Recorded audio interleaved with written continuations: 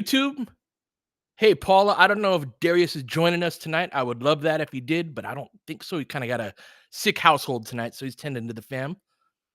But just little old me. Hope we still have a good time.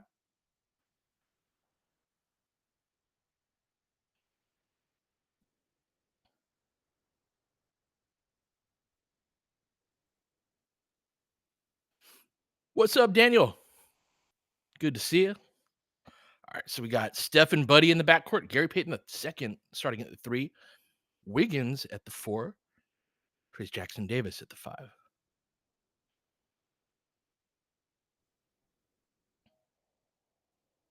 Yeah, it's been cold out here. Nice way to spend a Saturday night for sure. Yeah, Jack, they're really small, especially without Draymond. Like they are sizing down in that starting group.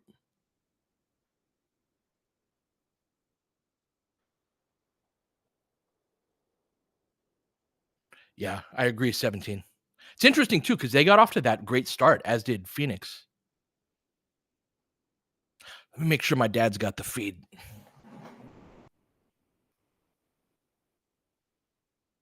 Oh, you're all right. You're good. Let's go.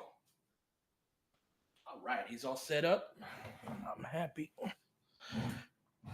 Oh, thank you so much, Wilson. Santos has been very good. What's up, Sanjay? So Brandon, yep.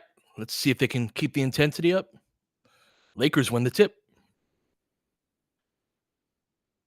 Let's see what our ATO is. Some weave action, but they deny that. I skip pass over to DFS. Money. Oh, man. The basketball gods are pleased with this starting lineup. Lakers up 3-0. We're at 11:33, 32, 31, 30 if you're trying to sync up. Yes, he is, Sim. Kind of an overhelp there. In and out. Board it. Come on, guys.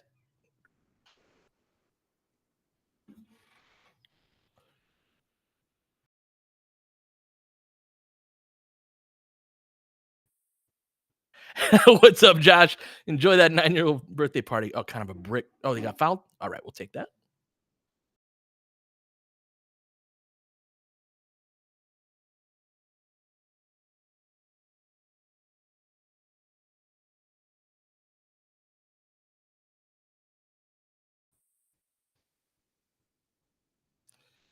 Oh, that's a bummer, 916. That's strange. It's always the national televised ones.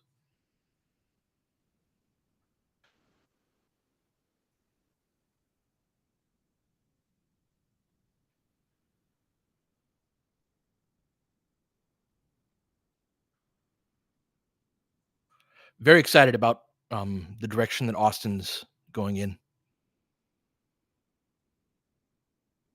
This should be a game for him because neither Steph nor Buddy can ball pressure him a ton. He should be able to be very productive.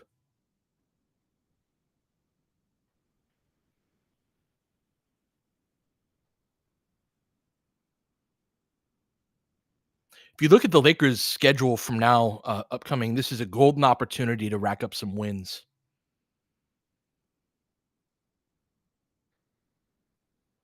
Yeah, they're starting GP on him for sure. But as you get into the bench, like they just don't have a lot in the way of ball pressure guards. Damn, get that board. There you go. Come on, Austin. Damn.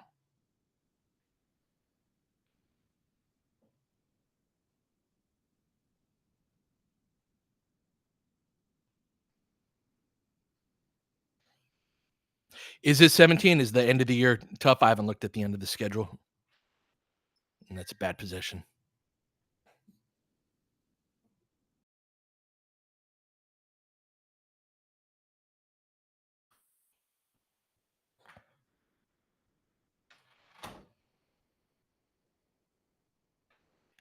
Austin locking and trailing on Steph. Good job staying with him. Yeah, good job, Austin. I like the way Austin guards Steph.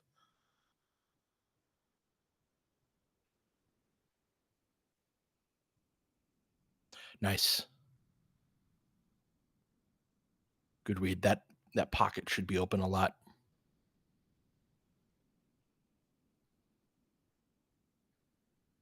Damn.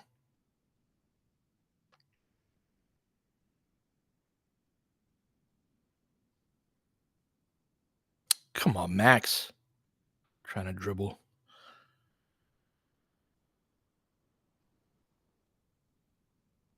Mm.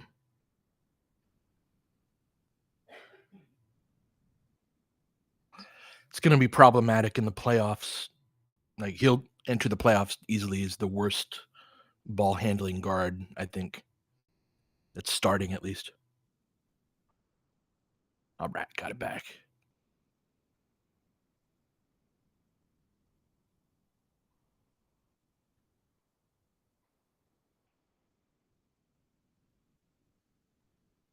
Short. Oh, guys. It's a couple offensive bounds surrendered so far. Yeah.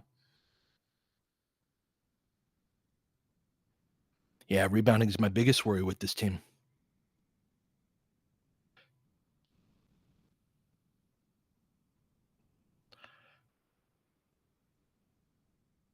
Tied at 10, 8:20 left. Let's go, Max. Stay up on him.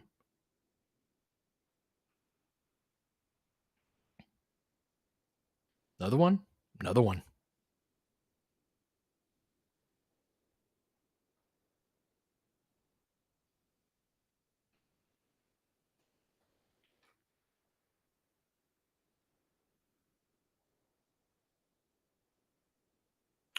Max has got to see that pass to AD.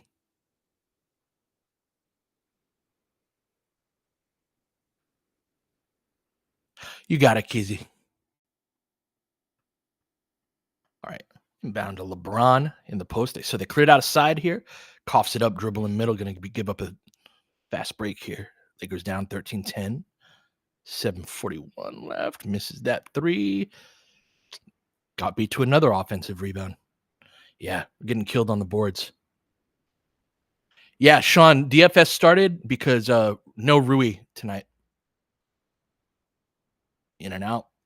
Yeah, really bad defensive start from the Lakers. Sluggish.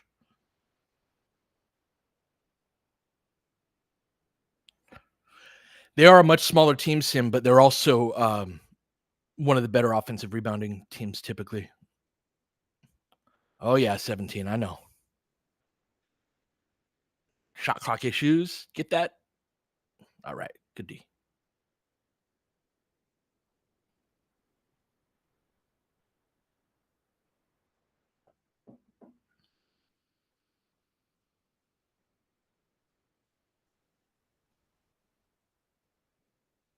It's a weak rebounding effort.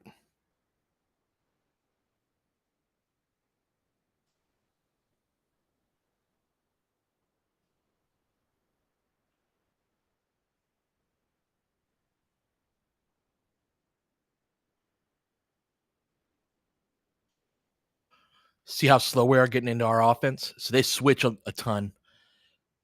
So we just get the opportunity to launch that one attack. Bron hits it though. But yeah, starting group very sluggish. Steph into the pocket for Looney. 3-ball up top. Misses that.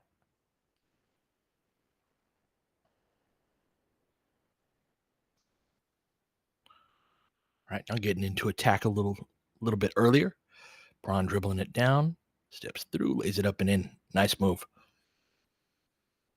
He doesn't drop step back to his right all that often. Get that, Bron. Yeah. God, damn. All right. Lakers down 16-14, 6:01 left. That's the first dead ball after the 7-minute mark. So got ourselves a TV timeout. As we see the replay of that drop step baseline. Good move. Loves to do that on the other block, but doesn't do that as often on this one. Yeah, a couple back-to-back buckets gets the Lakers back to within 3.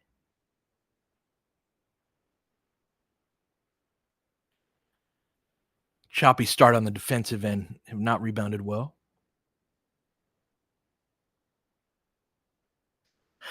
What's up, Broner's dad? Not hearing a ton. Um, Again, I think that one of my goals from leaving the Lakers this year was to help have there be more accurate trade talk um, around the deadline. And so, I think the guys that we talked about on the show are kind of some of the ones that we're zeroed in on. Um, there's always a possibility, right, that they trade for a guard as well. But I do think that that backup big is something they were going for anyway. So and that should theoretically help improve the Lakers off rebounding. However, I will say that this particular starting lineup with Dorian Finney-Smith is one that um, is a potential starting lineup going forward, regardless of the trade the Lakers make. Right? Not any five the Lakers trade for is guaranteed or even likely to start. We don't know that Redick would go with the two starting big group. So this is yeah, Keezy. DFS with the starters, I like him. I like it fine. I think the Warriors are kind of they play basketball a little differently than other teams do, and so a group that might fit against other teams, not as much. It can be not as much for them, but yeah, we're a few minutes into the first quarter. I like that group when they've played. They've played well. But yeah, DFS isn't a good rebounder either. Exactly, AJ.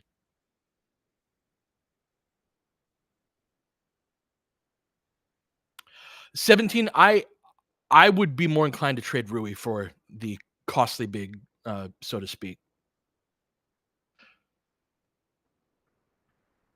When do I think Vando will be subbed in? I would say start of the second quarter would be my guess.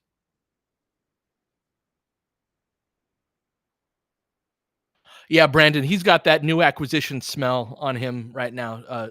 DFS rebounding has been a huge blind spot of the Lakers front office. They've acquired a lot of players who have it as a like as a weakness within their game relative to their position, and rebounding is not something you usually lead the way with when you talk about acquiring a new player or adding to a team. And so it's actually fairly easy to stack up guys that are to go along with the Lakers' inclination of playing smaller these last few years.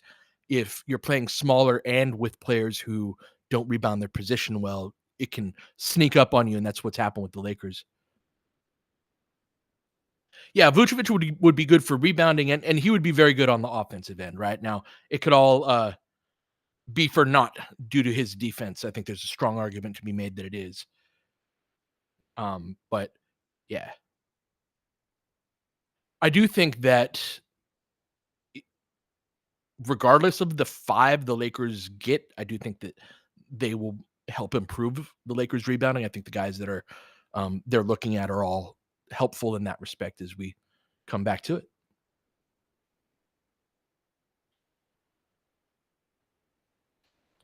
Got Austin with stack pick and roll out to Gabe, who's in the game. Braun is checked out. Gabe coming in for him once again. 5 on the shot clock. Very slow to get into it, but AD knocks down the jumper. Carson, that's part of the appeal of Bruce Brown for me. And not only is he a good rebounder for his size and position, like his position on the court, he's rebounding from the perimeter often. Part of why I'm excited about Vando returning as well. That's too easy. They totally washed out AD on that bad back pressure as well. Step up screen from Gabe. Comes around the screen from AD. Austin lays it up lefty. Can't quite get it. AD tips it to himself a couple times. Can't get it. Lakers down 18-16, 5:03 left. Wiggins into the corner. Buddy, sidestep jumper. In and out. A little lucky. AD corrals the rebound. Over to Gabe. 4:52 left. Up top to AD. Shot fake. Max. All right, let's go.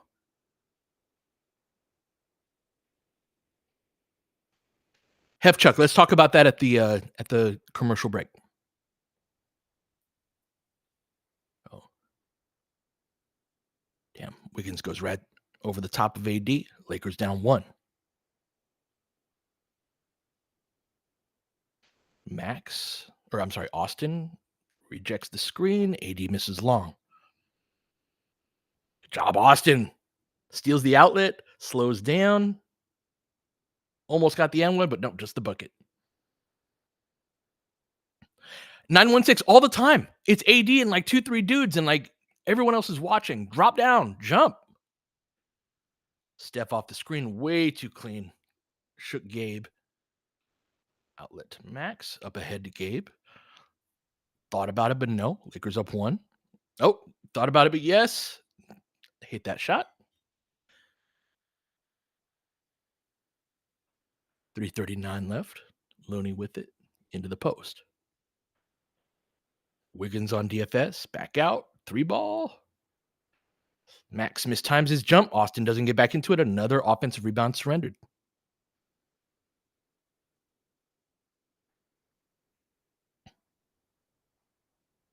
It'll rebound. Just killed on the boards. Gabe actually went for that. He's just too short.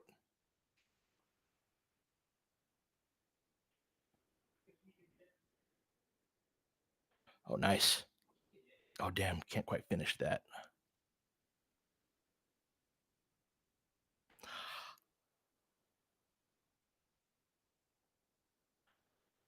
I think so too, 17, especially with the current group. But I do think that it needs to be heavily considered into uh, any moves the team's looking to make. Great question, Romelski. How much say does JJ have on trades? I'd say a decent amount. I think part of Pelinka's philosophy post Vogel, I almost thought he was sort of hostile toward Vogel in this respect, but has been with Darvin, especially to get them the players that they want to play the style of play that they want to play. And so he's certainly a voice in the room.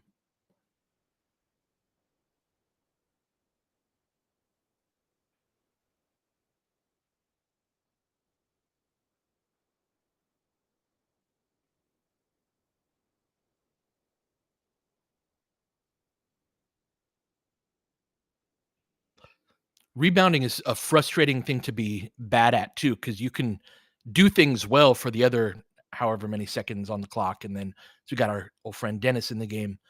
But if you don't close out the play, like there's just so many plays where Lakers play decent defense and then just can't get the ball.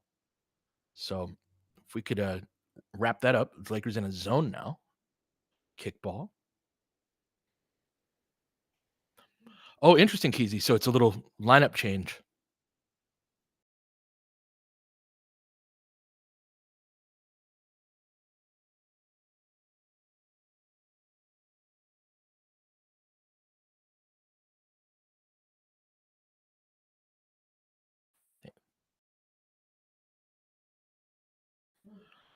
Yeah. So Hefchuk, you were asked. What was your question earlier, Hefchuk? Oh yeah, like the Vooch AD pairing, copying some of what the Bucks do with 2 bigs.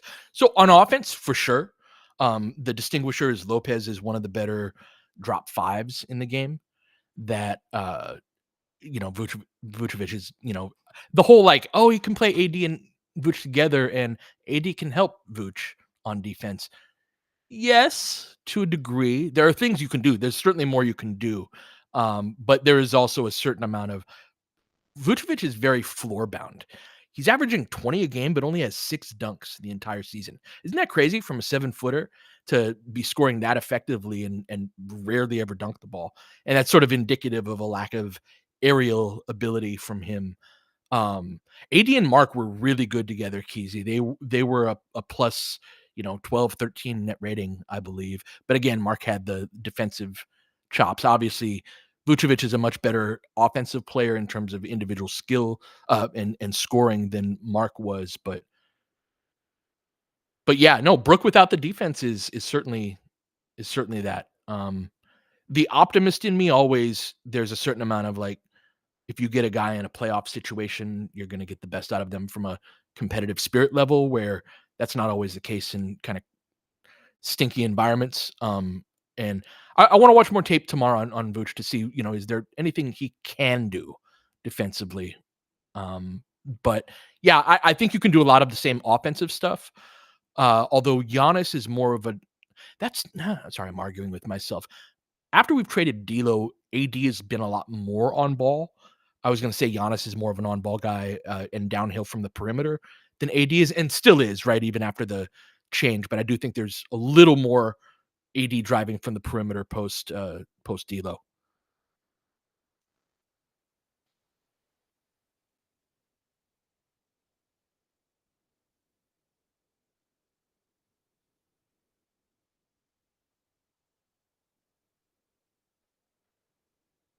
That's a good way of putting it, Sam. Seems like AD has enough gas to sprint from end to end once before he needs to then take a playoff. Yeah.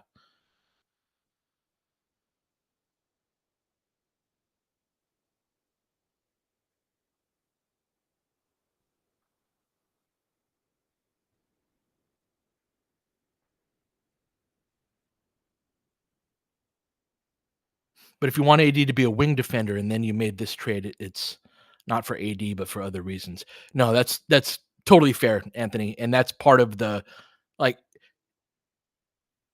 if you trade for Vooch, yeah, I mean he'd have to be AD'd have to be the four in a Vooch lineup. Obviously, there's no flexibility there. Um, but yeah, it doesn't trading for Vooch doesn't help AD a ton defensively. It actually, I think, gives him more to cover for. I don't know. I go back and forth.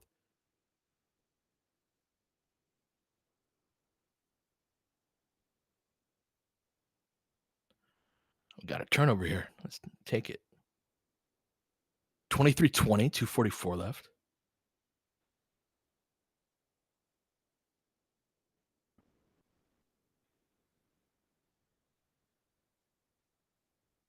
Uh-huh. Have check for sure. I think that might apply a little more to guards in terms of AD being a cheat code behind him defensively than another big, but certainly helps. Mm, AD smoked a couple of those. So that's a great example of a two big rebound right there. AD drives right. Jackson wheels up from a dunker spot, being defended by a smaller player, gets us the ball again.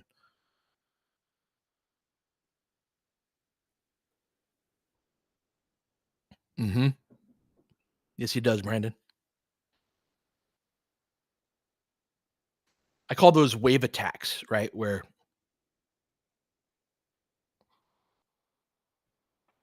that initial attack kind of washes out the first line of defense, and then you attack behind that. Bad pass. Sidestep three, Gabe.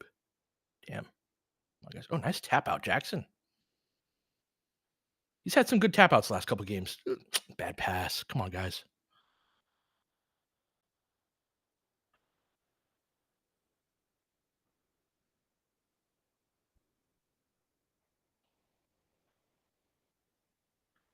Jackson on Dennis. Dennis definitely going to try and drive by him. Defense. Let's go, Jackson. Damn.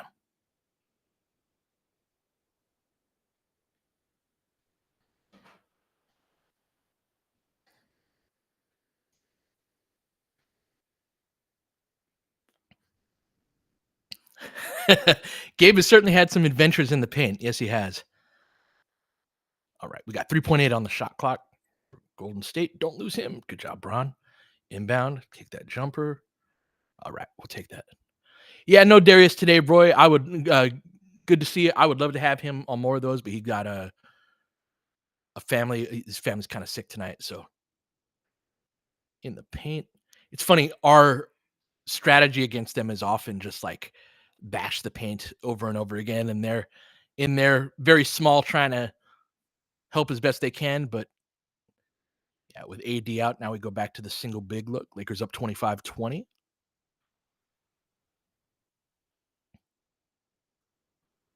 Come on, it's so they really try to get Dalton going side to side.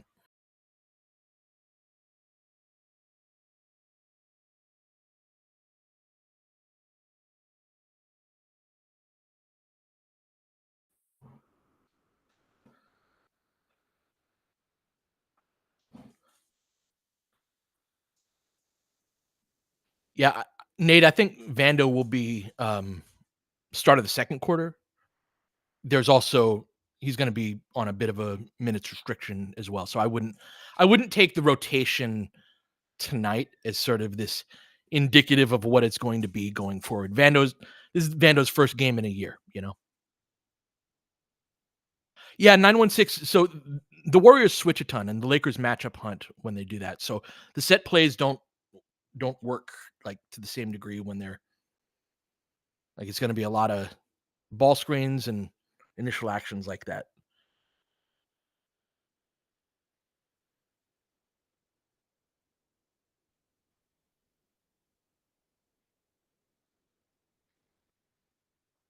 Lakers up 2, 46 seconds left. Come on, that's such a lazy pass. Pods keeps it, drive, kick, 3 ball. Good rebound, Austin. Quick 2 for 1. You want it? Nope.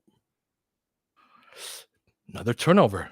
So many offensive rebounds surrendered, so many turnovers, it feels like.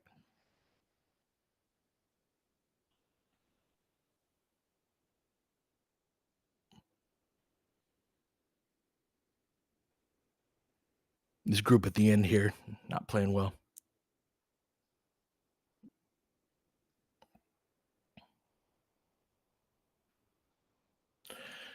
LeBron step up screen from Jackson goes left with pace. Cutter, nice cut. Dalton. Did he get it off in time?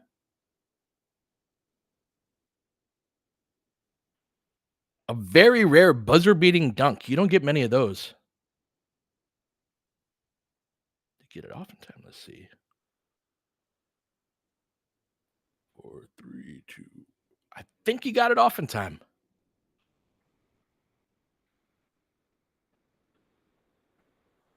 Just in time. So Lakers take a 27-26 lead going into the second quarter.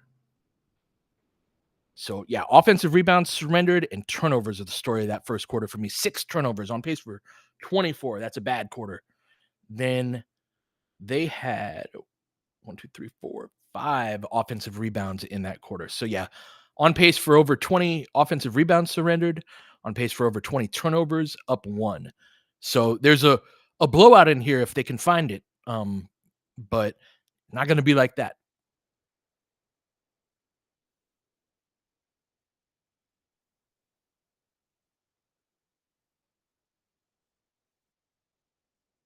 Ooh, Sam asks, what lineup would you like to see Vando with most tonight? So just I'd love to see Vando, period, right? It's kind of lineup dependent. It's been so long. I I do think that having a small ball look will be good.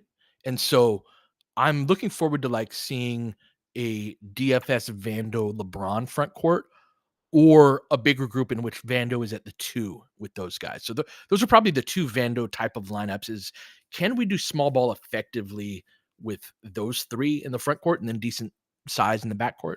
Obviously one of the stars, LeBron or I mean, yeah, LeBron would be in that spot.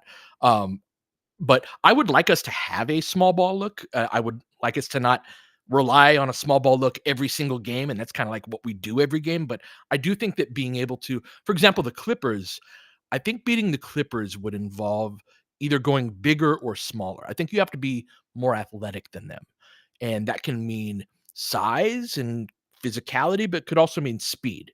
And so that is more as we get toward the end of the season, we're getting deeper into the story of this year and more intermediate type of concepts for the season rather than just kind of taking shape the way you do over the first half under a new coach. And yeah, can they cultivate a small ball look around Vando? I did a video this offseason called the Vando Dilemma that was sort of about the unique part of fitting Vando into what the Lakers want to do and what I know Redick wants to do from a 3-point shooting standpoint and all of that. And so you have this modern coach that believes in a lot of the spacing principles that we all know about, bumping up against this kind of old school unconventional team in some ways.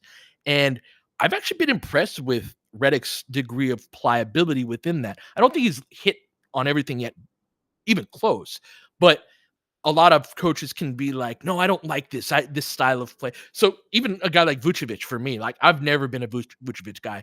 You have to always have. There's plenty of ways to win in the NBA, and so you have to keep a bit of an open mind, I think. And I've been super impressed with Redick's ability to do that. And so can he crystallize some of the ideas and the things that he's tried throughout this season into lineups that actually work? And now we have this is our beginning of the second quarter lineup. This is our end of first quarter type of lineup. And I think the goal is to be there by the end of the season.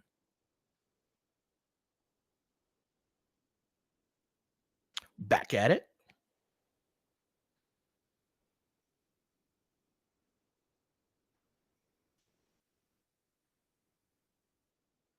Oh, nice bump off on Braun.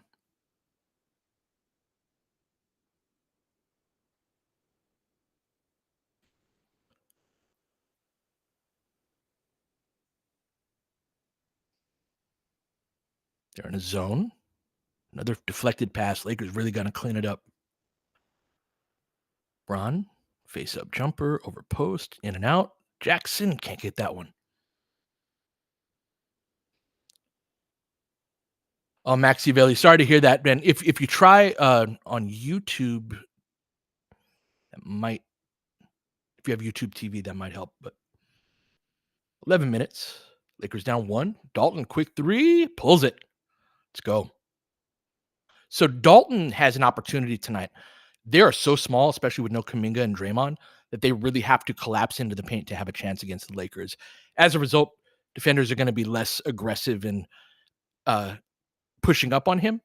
And if they do, he has a chance to attack the basket. So Braun gets fouled on the seal. Yeah, they were holding him.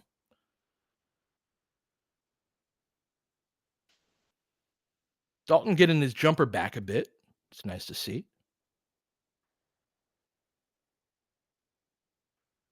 That foul right there by GP2. That's something as you coach, you tell your players foul with your lower body, meaning that refs don't generally call contact that's sort of, ribs to ribs, stomach to stomach type of contact. And whereas with hands, they're very aggressive at whistles there. So yeah, GP2 tried to bump LeBron. Good foul, got him to split the free throws. That's right, George. And I said that's totally true. When the refs are like, I'll only call this if you miss that as they hit the pull up midi.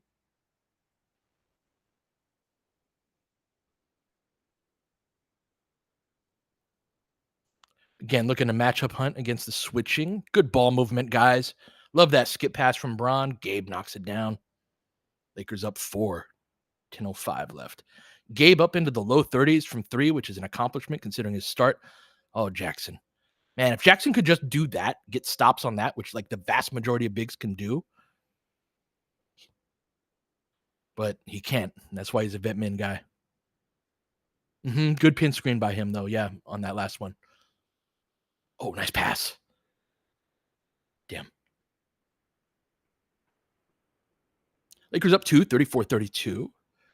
9:34 left. Dennis with it. Thought about it. Gets Steph off the curl. Foul and a kind of lackadaisical rotation. It's funny. We talk so much about trades and things like that. This part of the game stands out so much to me as the whatever player we trade for needs to help us get better in this game. Vando, we got some Vando. Let's go.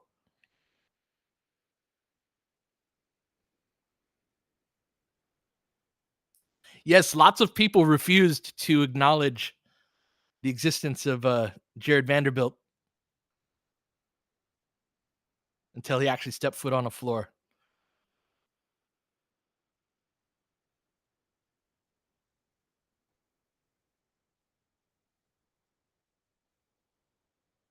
Were you 916?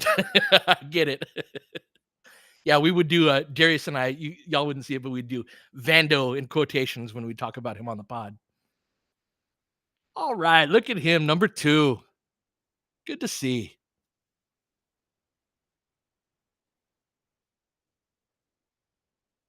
Yep. So there's this small ball group pass behind. LeBron had him.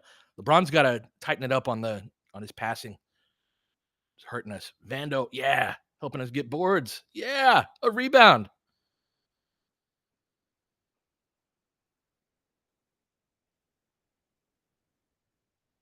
Bron smashing his way through the paint. You all right? Yeah, he looks okay.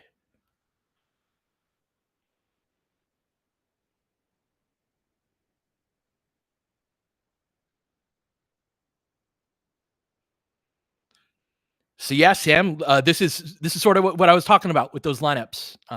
And that rebound that Vando just got is an example of a how how can you play that way? You need to be able to get rebounds like that from your unconventional center type of guy. Got 9 minutes left, tied up at 34. Into the paint. Come on, guys. Braun misses the short. Lefty misses long. Vando with the tip in. Yes.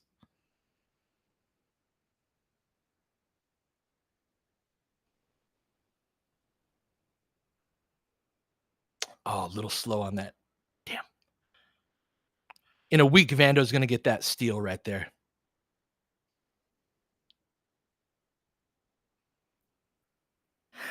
Grim, I don't think so. I would love to get Miles Turner, but yeah, I don't think so. Horn set.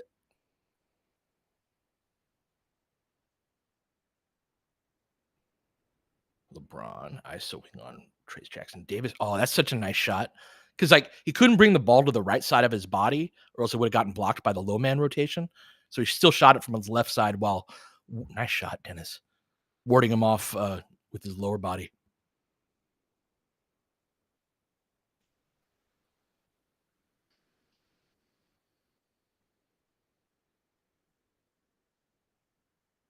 Interesting that we've got Vando on an elbow. Come on, Braun.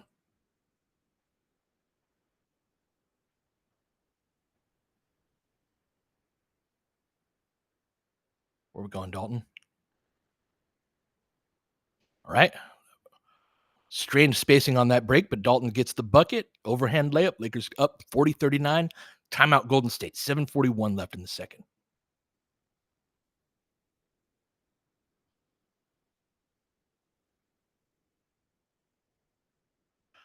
So nice to have him back.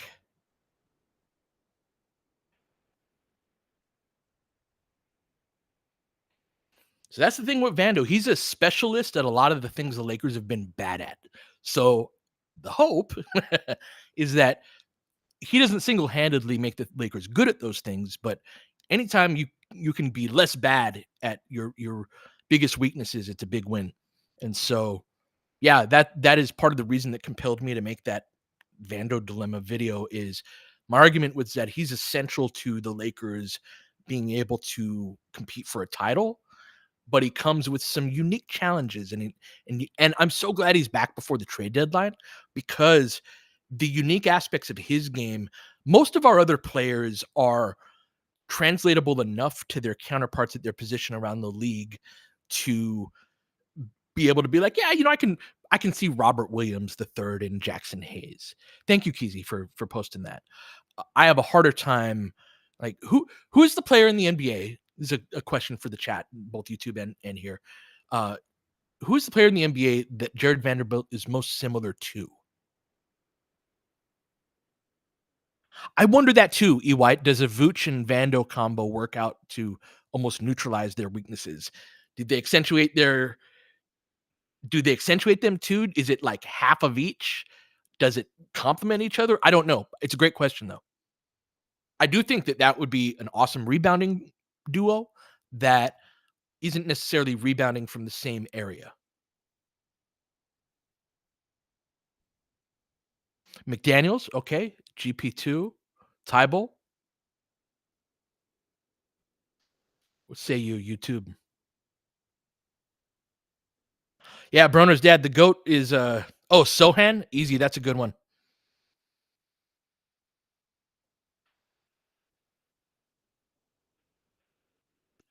Tari Eason, that's a good one.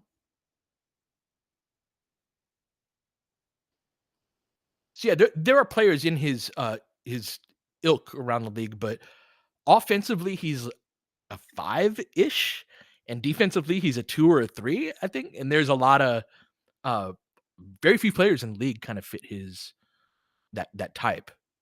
I like the McDaniels comparison in part because, but McDaniels is more of a pure 3. I mean, he's not a pure spot up guy by any means, and but he's okay at that. I would argue he's more of a wing than Vando is in a classic sense.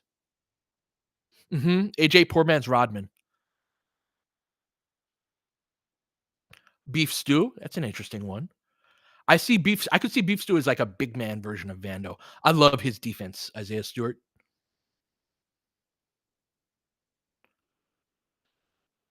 Ooh, Ben Simmons, that's a very good one. That might be the closest one just from a strengths and weaknesses overlapping perspective.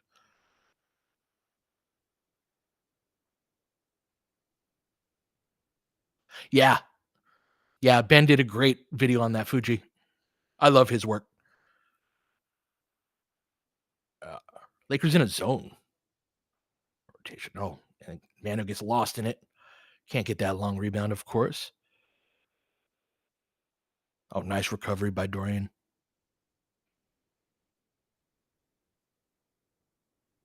Good contest. Oh, nice.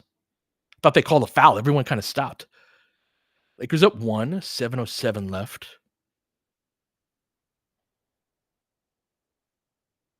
Good take, Austin. All right, so on the court for the Lakers, yeah, interesting group.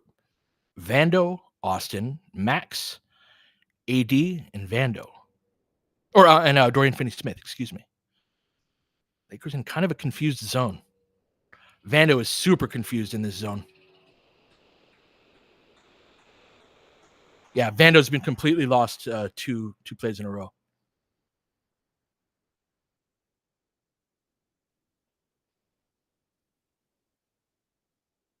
Yeah, that it drives me crazy, Brandon. Like, why be in a zone when you've got this many good defenders? This is when you should turn up. Oh, good work. Vando can't quite get there.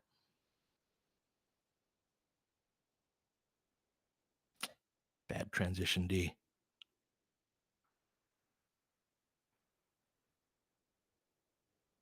Yeah, this has been a lazy game, Clay. Yep.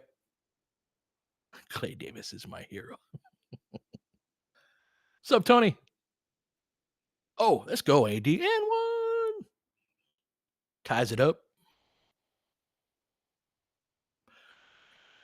Tony Vando has looked good athletically. Lakers are playing a strange zone, and he's gotten lost. I'm sorry, not a strange zone. That's a 2-3 zone that he's just in the wrong place. Seemed like he thought we were in man. But yeah, he's gotten lost on two consecutive plays. But yeah, so I love the idea of playing all these defensive players. I hate the idea of being super passive with them.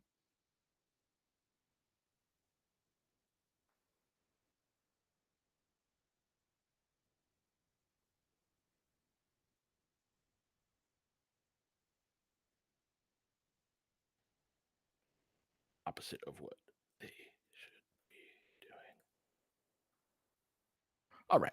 AD gets the free throw. Lakers up one, 5:55 left.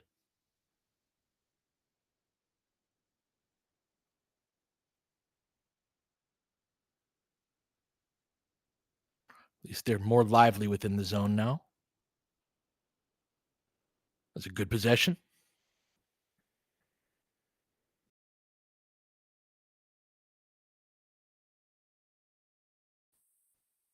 Come on, AD. Lots of bad turnovers so far. Oh, good hands, Gabe.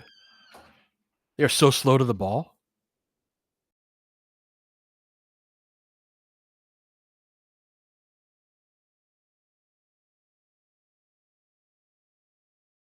Give me one sec.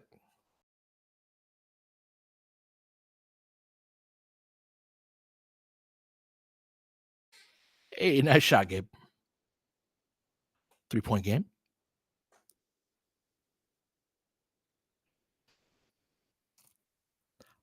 I feel like the Lakers are not taking Golden State particularly seriously tonight.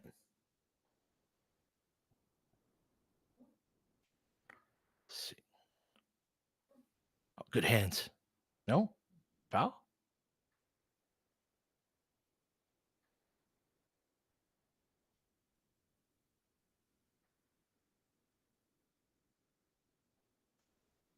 I thought that was clean.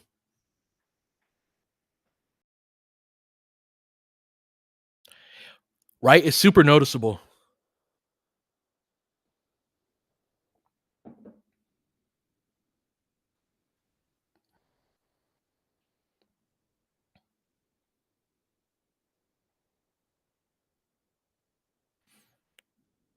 I think you're spot on, Momo.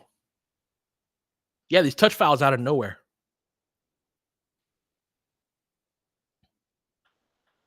I feel like Vando and Gabe are different enough just due to their size, and then Gabe hits like Gabe is legitimately a guard in terms of the type of shot. He's not a great shooting, super efficient shooting one, but he takes guard type of shots that Vando does not. So I see where you're going with that, but I don't view them as duplicative that much. Come on, Max.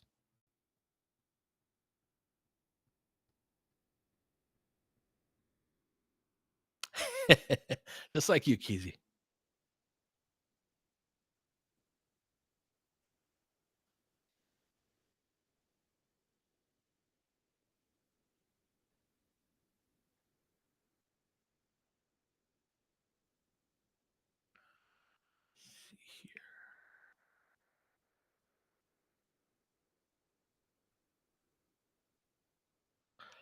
Radako, Vando's been moving fine. He's been a little lost at times, but he's been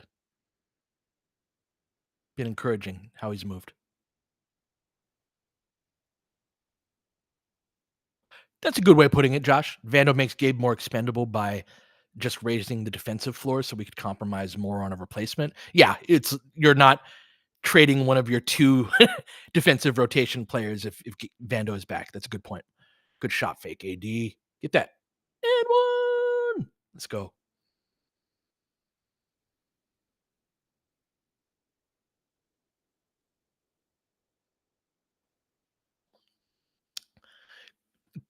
Clay Davis, what just from a theoretical standpoint, what type of player would you want to replace that salary with?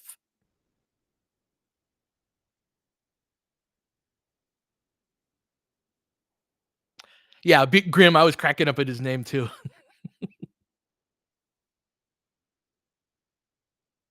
Tap back. Even the free throws are flat footed. Oh, AD with some elevation. See, that was a nice spry move right there. There you go. Up to 15 and 7. AD is like AD's numbers to his annoyingness, his annoying like very difficult player to not take for granted. I'm guilty of it as much as anyone. In and out.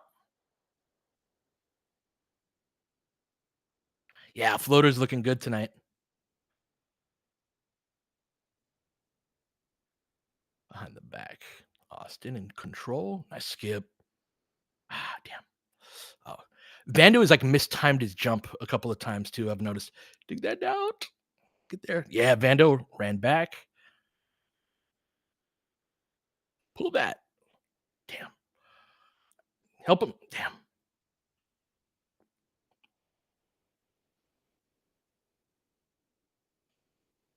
Charge. Oh, damn. That's a tough one to take.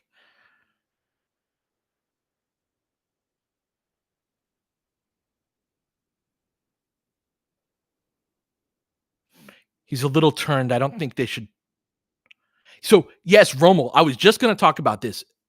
Regardless of this particular play, Vando is one of the players on the team whose natural inclination is to run. Whether or not LeBron or AD are running or what everyone else is doing is not doesn't impact that a ton. That's just how he plays. I agree, Fuji. That's a play on. It's a bad whistle, but I don't think you challenge it. Rusty on his floppy. All right. Good first shift from Vando. Welcome back. Great to see.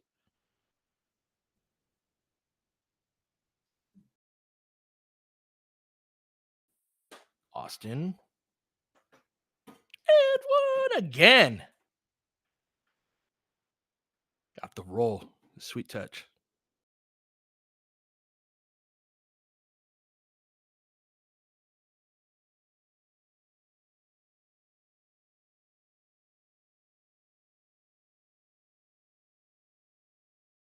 Yeah, that's a very cheap foul.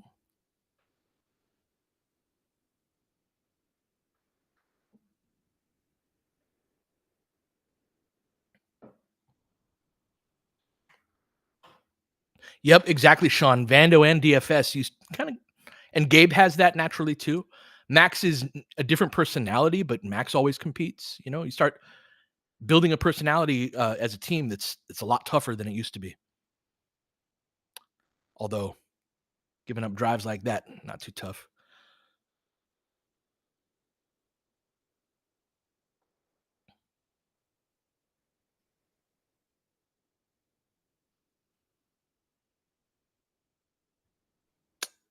Come on, Bron.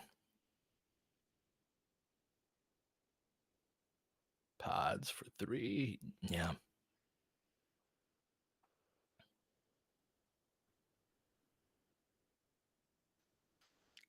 Rough half from LeBron.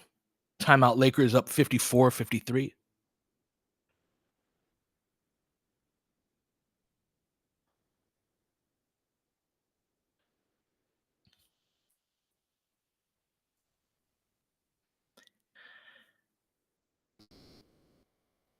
Yeah, the level of speed from the stars in particular in this game are night and day.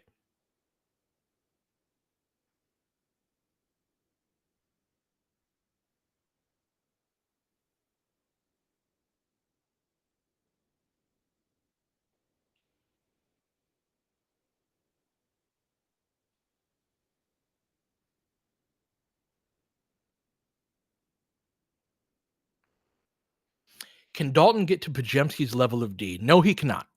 Um, Dalton's biggest issue, he's got two glaring issues defensively, both of which are well, one I think is more important than the other. You can work with the other one. The one you can I think you can work with more is he gets beat with his feet, meaning that offensive players try to get him moving side to side, and once they do, they can beat him with superior agility. And so if you're switching him out onto the perimeter, this is part of the reason why I've been advocating having a guy like him funnel in a direction or another. I think this is sort of an immutable trait of Dalton's, being tall and not having the quickest side to side level of agility. And so that it being what I think is more of an immutable trait is means that if he gets caught in isolation situations, I think you know how teams ice pick and rolls where it's like, okay, you're going to run a pick and roll on the sideline. We're not going to let you go middle. Same thing, type of thing with Dalton, or weakening a screen. Same type of thing where you say, all right, Dalton, we're sending this guy left every time, and your job is to not get beat right. That's all you have to do. And so that's the one that I think you can work with. The one that you can work with this too. It just takes time and repetition, and some guys don't get it at all. It's more mental. Like he makes a lot of dumb reads, a lot of dumb plays. Perfect example, the play in the last game when he was guarding Hauser, and I was watching kind of the off ball, like where the play was going, and I wasn't watching the lock and trail. And I'm like, "Oh, Jackson, you got to get there a little bit earlier." And you guys, like all in unison, were like, Dalton was 3 steps behind on that. I was watching that play today. I was like, "My God, like, yeah, he was way behind that." And so there's a certain amount of awareness that he lacks that is more like it's partially you're a rookie, you're inexperienced and all of that, but I think he's behind even for a rookie, especially for a 23-year-old type of rookie. That that is going to be a crucial thing in his viability going forward because yeah, he's so high waisted, right? That makes it harder to maneuver. Different part body type than pods. But he does need to have a level of that level of awareness is not as workable with, and so he has to improve at that.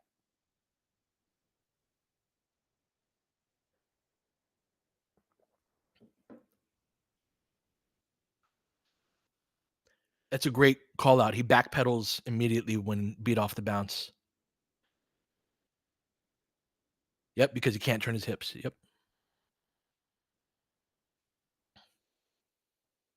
Speaking of Dalton, into the game to close out this quarter, we got LeBron, AD, Dalton, Max, and Austin. Dalton with a clean look. Damn, a little bit short. A lot of jumpers short tonight. Yeah, Nate.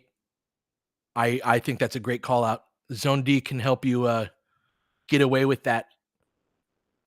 So here they go. And so that's an example of a funnel right there, right?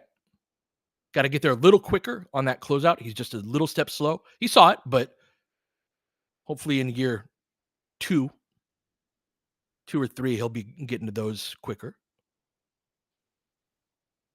Come on, Bron. So these are the nights too where LeBron's shot creation, if he's not fast enough, is not nearly as good, you know? Boy, brutal. I can't believe we scored on that. It's one of the ugliest possessions I've ever seen in my life.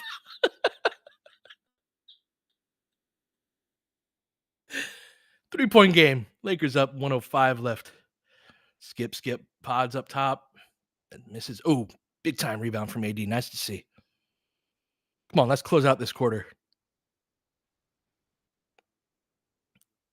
All right, AD jumping.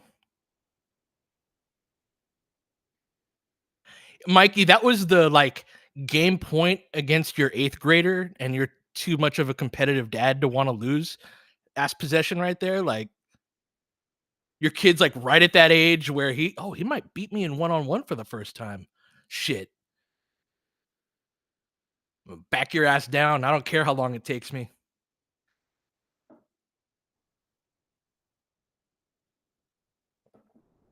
Come on, AD. He's irritated with him with his free throw shooting. Did they show a shot of him? I didn't see it. Oh, Gui did great job on that. No doubt. No doubt.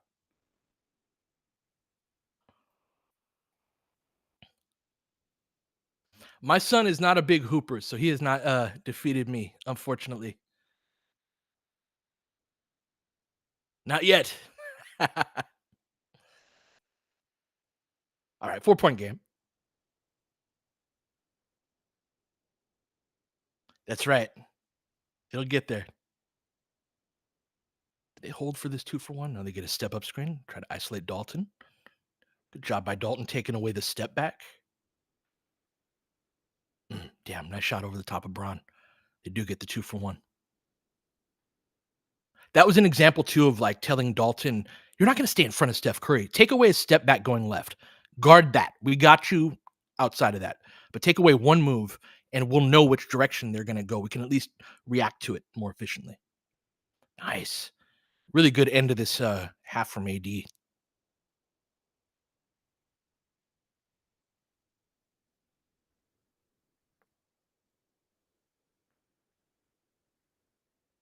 Damn.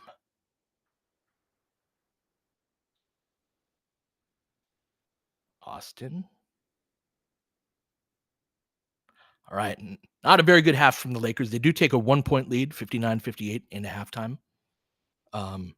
Thought AD really closed that one out well, but kind of patchy throughout that. Although an 18-9 half, right? From AD. Not a good half from Bron. Lakers turned the ball over 8 times, so only 2 turnovers in that second quarter. Good to see them clean that up. Giving up 8 offensive rebounds, so gave up another 3, I believe, in that quarter.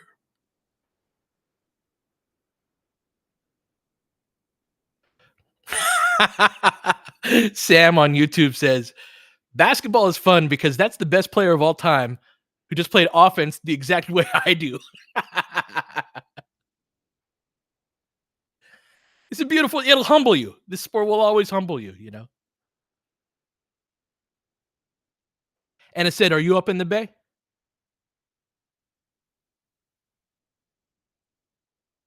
Yeah, Hepchuck, I'll take the lead for sure. And this is too, there are, I think for our own sanity, this team, so after this game, especially, Lakers have several games against some pretty bad teams. And I think the Lakers are in an eternal calculation of how much effort exactly do I need to win this game in those type of games, right? A game against Boston, a game like opening night, I loved their spirit in that game. Lakers have brought it several times this year, right? But as we all know, they don't always. And so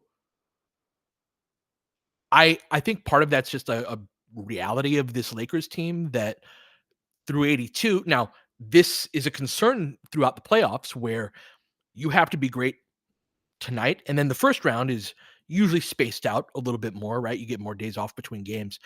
But there are a lot of games where it's like, no, I play 2 nights later, and you have to be just as good in that game 2, game 3 as you were 2 nights before. That I do think there are some questions about that from a Lakers perspective, but against these type of teams, like the Lakers are looking to clock a win, and they're on the road in Golden State against a team that I I know they respect on a fundamental level to some degree, but that half was one of the we've played them a lot. They're in our division. That was more one of the more disrespectful halves I've seen the Lakers play against Golden State, just from an effort perspective.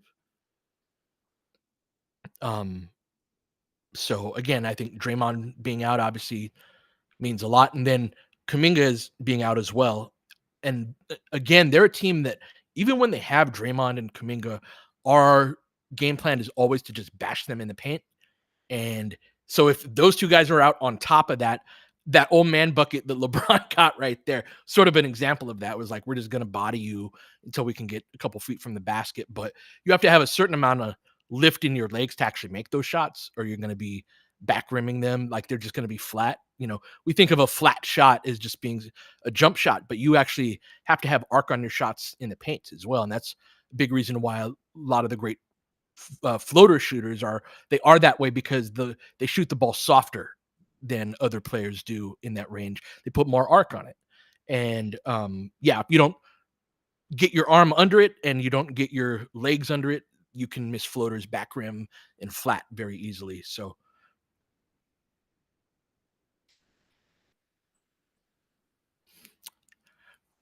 very much so, Hefchuk. And thankfully, the Lakers have won the vast majority of games where they do this.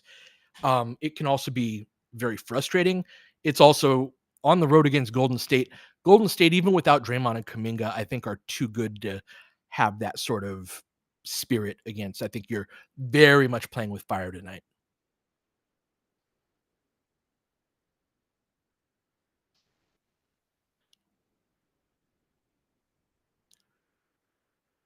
Brandon, yep, DFS has one rebound. Yeah, especially when you're on the road. That's the whole thing, is that, uh, defense is supposed to carry, and the type of spirit supposed to carry. Yeah, big week for Elon.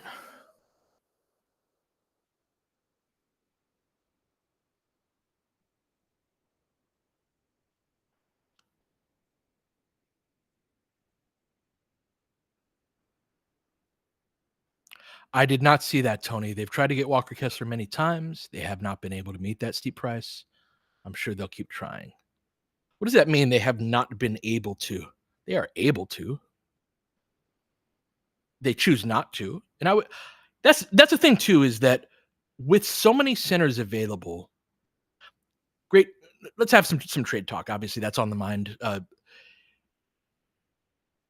In watching this team and with having Vando back as well, one of the things that I've thought about is that any player that we trade for without trading somebody out is taking away minutes from somebody who's currently in the rotation. And the way the rotation is now, with the exception of Dalton, and again, view his minutes as developmental as much as anything. But when the basketball gets serious, expect him to have kind of spotty type of minutes. Like, whose minutes do you take away from, aside from Jackson and Dalton, that the reason I bring this up with respect to Kessler is part of his appeal to me when thinking about it initially was, you don't have to trade anybody from your rotation and you can add this really good player, right? But that's the thing, Momo. Yeah, it takes Jackson's minutes. Jackson played 5 minutes and 35 seconds. So are you trying to trade for 11 minutes of basketball? Right, exactly. Roy Rui is out as well. And so again, in thinking about it more, part of the appeal of Kessler from a pick capital standpoint, because there are several fives that are on the market. I think the Lakers need to make a determination of how much that player can help them versus how much it's worth giving up. And so if you assess that Kessler is the best five on the market, I think that's fair. There has to be some degree within that. You know what I'm saying? It's like, is Kessler worth 5 first round picks? Is he better than the second guy? Of course not. I'm being silly for the sake of making the point. But if there is a guy that you think can help you a little bit less than Kessler, but costs you a lot less than like how do you measure that? And the Lakers do have to measure that. And I also like one question about Kessler is how much is from the fives who are not spacers, right? 3-point shooters. How much is their ability to catch lobs important in a too big look? I don't know, but I think it like I know not being able to do it on a super high level hurts, right? And I'm talking about being elite at it. Obviously, Kessler can do this, but we had like JaVale, Dwight, we have Robert Williams on the market as well. If you're playing two bigs and one of them's AD, who's not really a shooter, he can hit threes, how essential is it to have vertical spacing in lieu of having that 3-point spacing? And does Walker Kessler provide enough of that to help alleviate sort of the congestion that can occur on the ground? And then how do you assess that versus how many picks should we be giving up for that? And so I don't want to act like Kessler is bad at it. And 17, you're right. He provides a decent amount of that. Um, I think Kessler is an okay lob threat.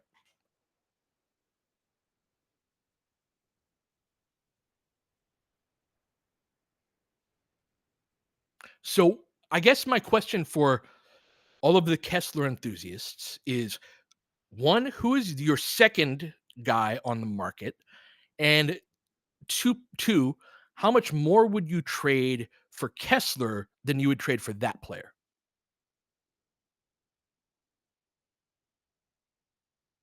17. Kessler is fantastic, and I think he's the best five that's available on the market. What I'm saying is, I think that that small element, that lob threat, is worth considering in the overall picture. That I don't think I haven't seen it as talked about. That I have a little bit of a concern with if you're going to go to because I don't want to trade for Walker Kessler and play him 12 minutes and just give him Jackson Hayes' role, right? Like let's trade for him and play him 28. And that, but that element, how much does that matter?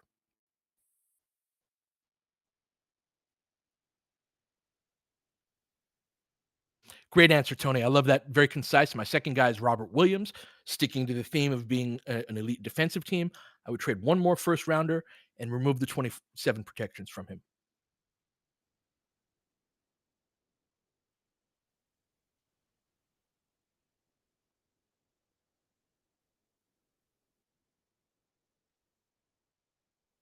Jordan, so Rob Williams, Miles Turner, or Pirtle. So first of all, if Miles Turner is on the market, he's my number one because he's all the stuff. Like he can even switch onto the perimeter a bit as well. He's not a great lob threat, not really any better than his. He's not a great rebounder, but playing two bigs pushes AD to the four more, and that turns us into a great rebounding team. So for me, if Turner's available, he's a clear number one. But I agree, Tony. I don't see him being available. I see more people being like, oh, there's whispers and things like that. So, stay tuned on that front. That would be wonderful news. See, Fuji, if that's the case, and that is possible, and they want to get like, oh man, that would be.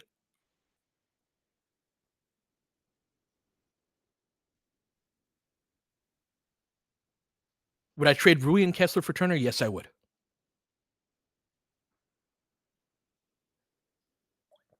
The ability to block shots and space the floor and switch on the perimeter a bit.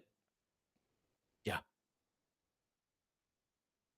I don't see Rui as a big minute player on a title team.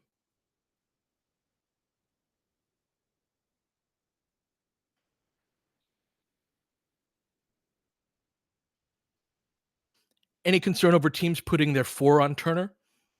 A little bit. Yeah, I think that's fair because Turner's not going to demolish them on the backboards. I think that's a really good call out. Mark, I liked Vando. It was great to see. He was athletic but under control. Like he didn't look like he was a guy really struggling with his body. It was more he had like a really patient tip in, for example, that timed that well. He also timed a couple of offensive rebound attempts very poorly, where it was like, yeah, this is the first time he's played in an NBA game. It must seem like I don't know if you guys remember the first time you ever drove on a freeway, but I remember the first time I went like 70 miles an hour. I was like, oh my God, so fast. And then you get used to it, right? And so that's sort of experience I think Vando's going through tonight, but excited by how he looked. Yeah.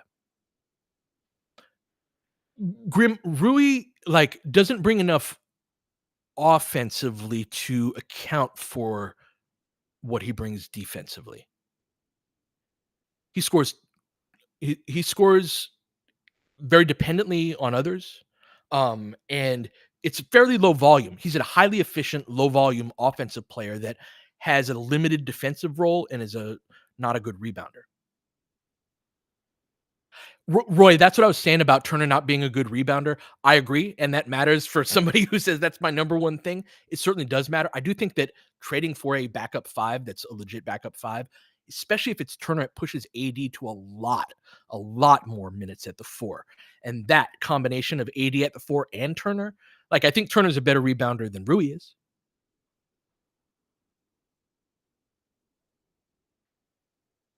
That's what I'm saying, KA24, exactly.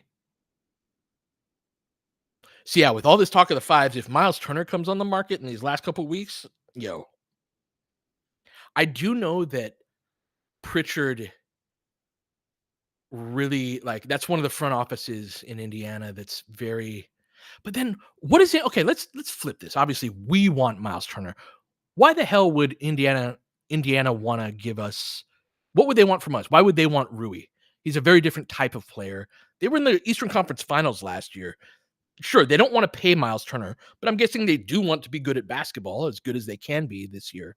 What is the appeal of that on their end? He does, yeah, they have Obi Toppin and he's a 4, you know?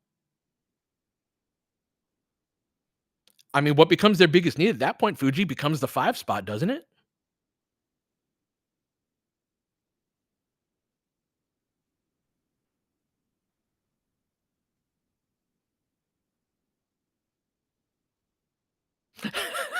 Sim. That's what I think you guys are right that we'd need a 3rd team in a Miles Turner deal, and whenever you add that, it, starts to complicate things. Arvin, great point. At this point, I would get Miles just to make AD happy. He's been a low drama superstar. Look at all the chaos and trade requests all over the league. This is such a good point, and we see this.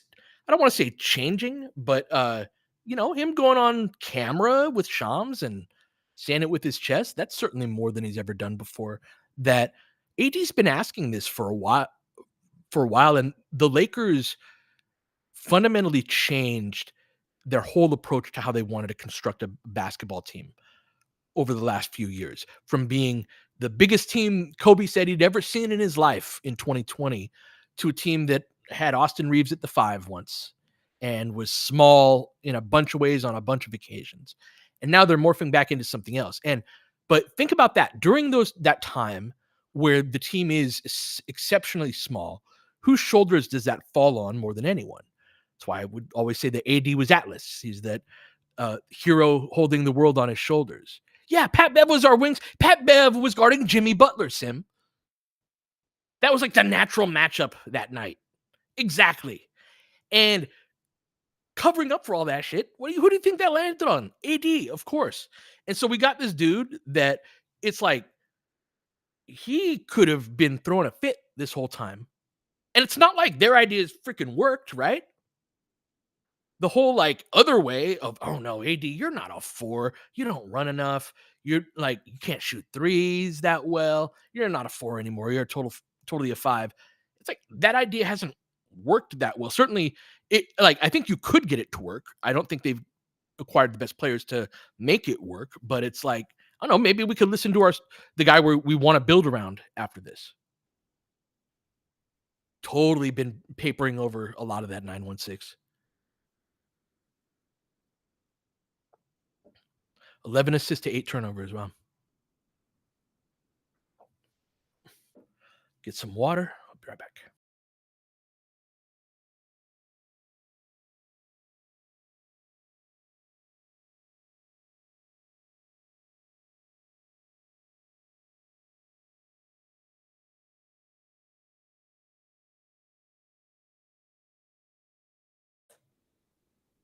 All right, let's see them come out with some spirit.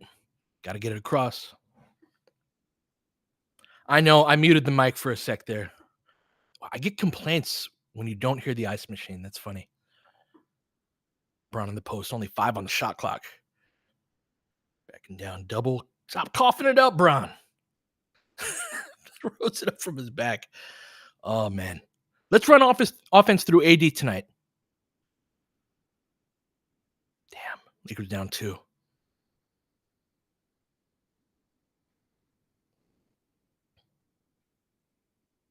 Great point, Shaq and Sacktown about AD at the 5 when he's a high flyer. Yep. Like the speed of a small forward with the size of a 5. Right. No. Very slow to get into our offense, but it doesn't matter because that guy's really good. What's up, RTJ? Good to see you. And absolutely, Lakers are doing a lot of beating themselves in this one. Max with pace. Someone running. Thank you. Jesus. Yeah, this has been like 2 older led teams deciding to. It's not like Golden State's sprinting their ass off tonight either. Pace of this game stinks. What a block. My God. Homie, great call out. He looks so smooth from mid range right now. Bump. Oh, nice shot. Good steps by Max there on that layup on the previous one. Lakers back up 4.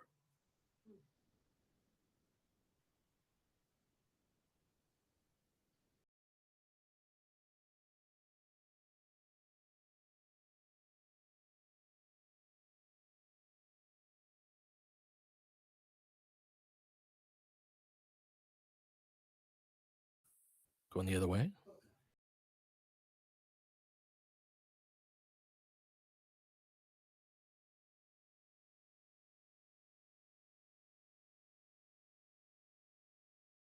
I didn't see that one.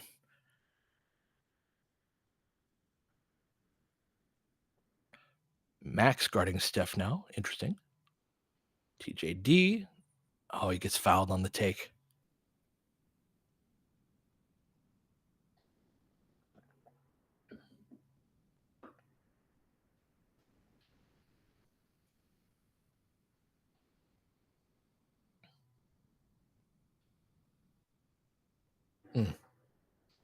Those are the type of don't give up cheap buckets fouls that I was talking about.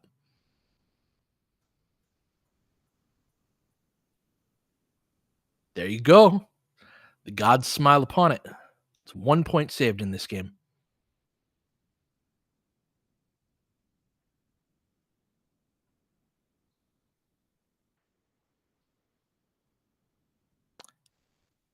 Both of them and got the rebound. Love to see it. DFS plus 14. No kidding. Wow. And RTJ, that's when they're at their best, when they're playing like those mosquitoes. That's when I talk about good drive, Braun. Good take. Back up to 6. Timeout. All right. Good little push right here.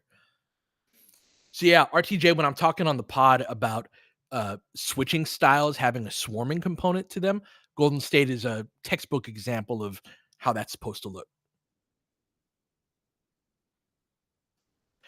AJ, if they play serious for like 6 minutes, they're going to be up by 12.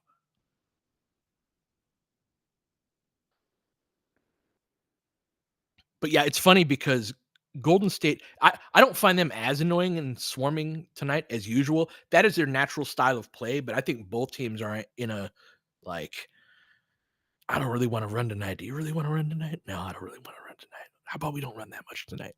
Kind of place.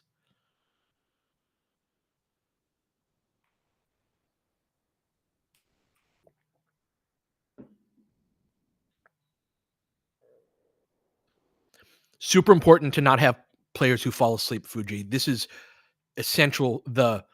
I had a player, Carlos, who was a guard. He was short. He was slow. He couldn't dribble. Made up for it by being a bad shooter.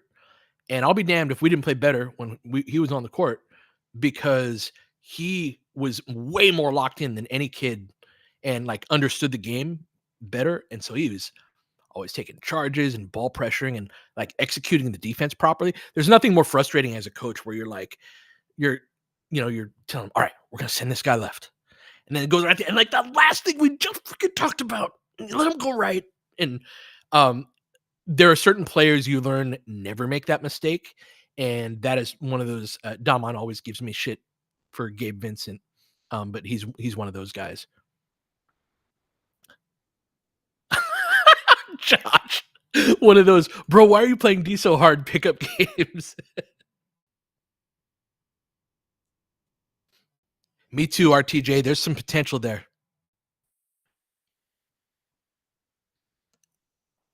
That's a good question, Daniel. Do other teams practice as infrequently as we do in today's NBA? I know practice has gone down a lot around the NBA. I still think the Lakers are toward the bottom in terms of frequency, but that is more gut feeling than and like my sense than I know this to be true. So don't quote me on that.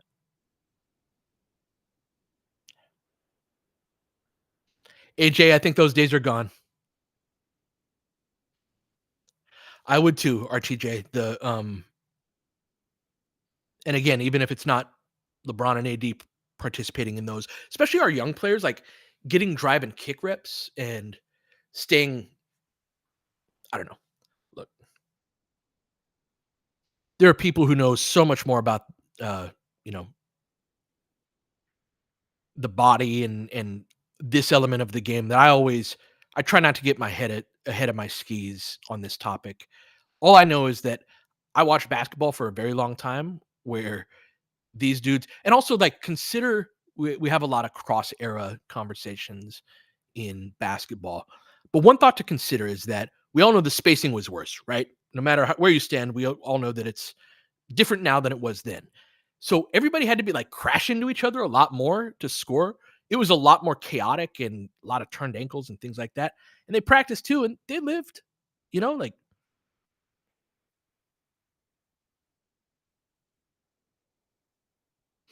I think there is a middle ground to RTJ that we'll see teams more gravitate to over the course of the next few years. Back to back games. Yeah, last one I remember was in '94, I think, Ender. After the Northridge quake, actually. Oh, nice pass, Braun. Corner three. Damn.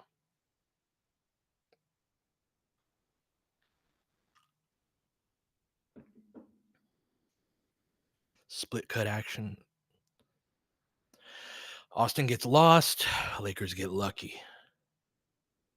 It's number 3 for you, Brandon. Braun off the ball screen.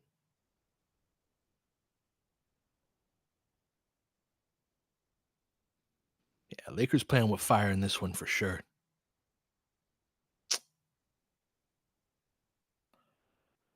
Trying to get cute and pass into small windows.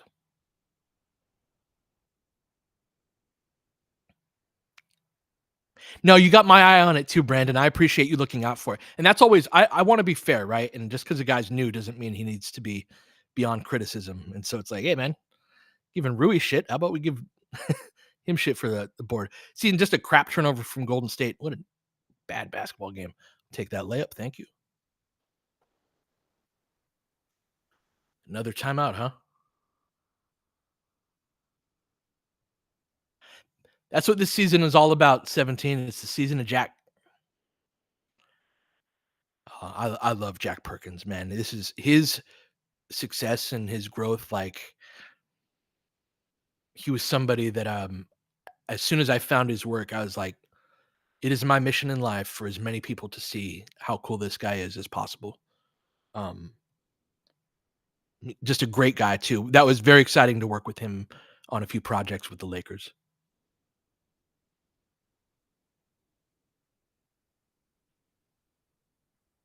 Oh, that's a cool idea. Having him on the pod. Probably do that over the course of oh, we could do it to promote his because he wants to do something. How he's doing one for every game this season. I'll text him and be like, yeah, if you want to promote, like, come on the pod. That'd be killer. That's a great idea. Thank you. We need to do more interviews and things like that. I'm such a recluse. I don't talk to people. I should text people.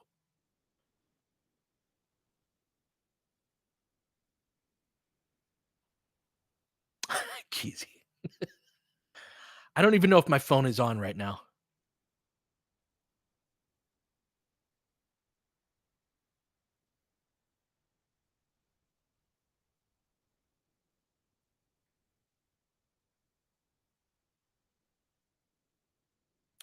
Sim, I don't think so. I don't think he can.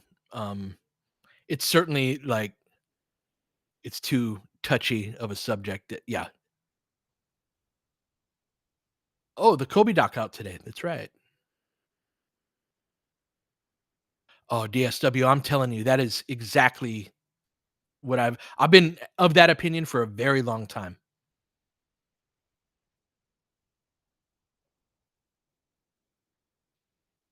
It's tough when I'm editing. In what respect, Daniel?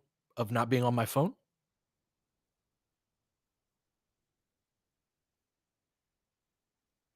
No, because I do all my editing on a laptop. So I am too tied to my laptop, right? Like similar to the way other people are tied to their phones. It's not like I have some like healthy relationship with electronics that other people do not. I just have a different electronic that I lug around. But yeah, the reason I'm on a laptop, I think a lot more than other people are versus a phone is the editing, right? It's because I've always got kind of tape on in the background. Oh yeah, being on my so that's it. And you're an artist. You understand this. There's this one lady, she's an artist. I don't remember her name, but she has this like very passionate belief about how distraction is the biggest villain and obstacle toward getting things done when you are creating. And I'm curious your thoughts on that. But yeah, it being interrupted, yeah, that's part of the reason why I want to throw my phone in the ocean is that when I engage with it, it's like, you have 74 missed texts. I'm like, man, I can't even do it, Holcomb. Do it and tell us how it is. We might join you.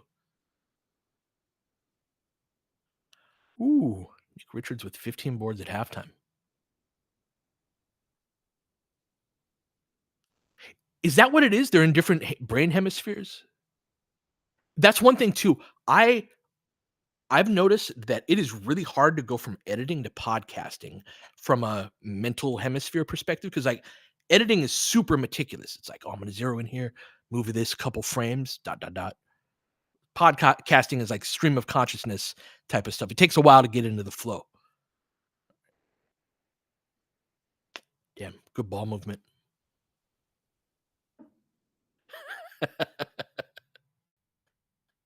Holcomb, find your piece, man.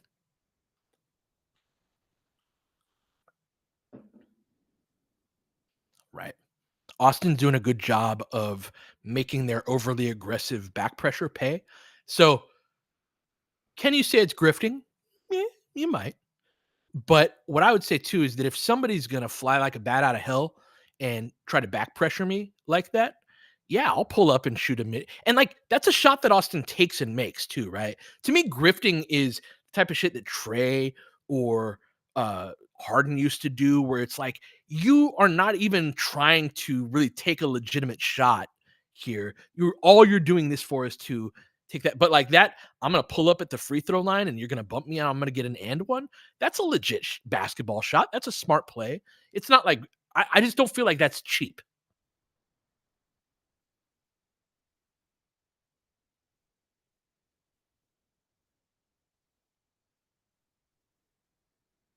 Eddie, I'm reading comments over on Playback TV. If you want to join over there, there's the Laker Film Room Playback TV channel.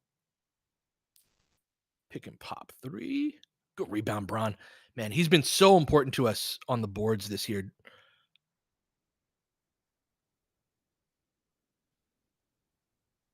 Pocket swing. Oh, good read, AD. Knock that down. Yes. AD looked away the defender. So in that situation, you got one defending two, and AD looked like he was going to pass it to the wing, made that guy bite, threw it to wide open Max in the corner. Good stuff, AD. Good defense, guys. Turn up. Let's get a double digit lead. Let's go. Keep pushing.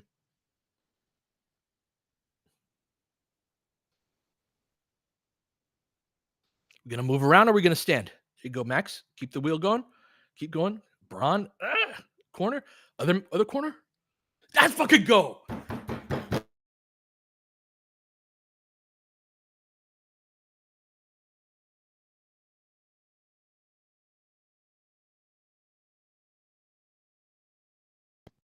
Yeah. Good ball denial, Austin.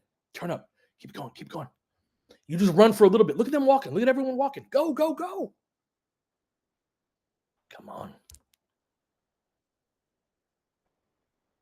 LeBron, cut through. Pace, and you got buckets. Dive, AD. That was a bad possession. Everyone's standing around. Come on, guys.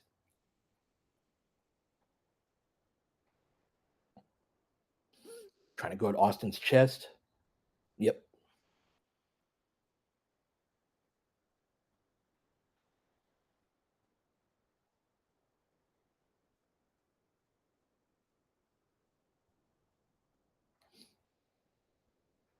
My mic messed up.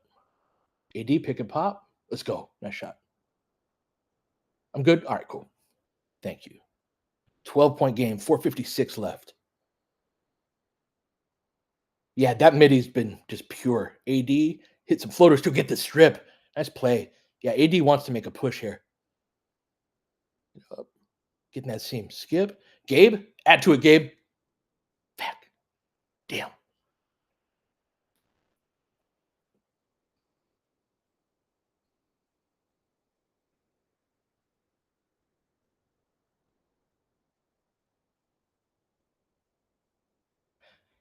I think that was always the hope, E. White, is that Max signing this contract. It's funny too. Max is one of the first times I've seen Pelinka and Jesse's philosophies converge in a positive way. And so what I mean by that is to be continued.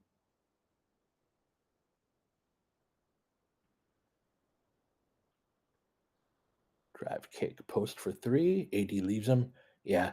In a weird way, post is a bad matchup for AD because AD is not going to get out to him.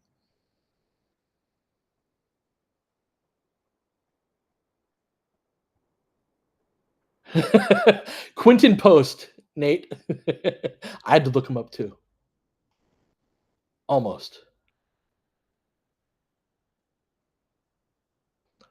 So the Pelinka part of the strategy, Rob, or Momo, is that you know how you can offer second round picks 4-year deals if you want, and a lot of teams will be like, "We're going to give a guy a 4-year deal," and so if they're good, we've got a deal for a couple of years at the back half of that.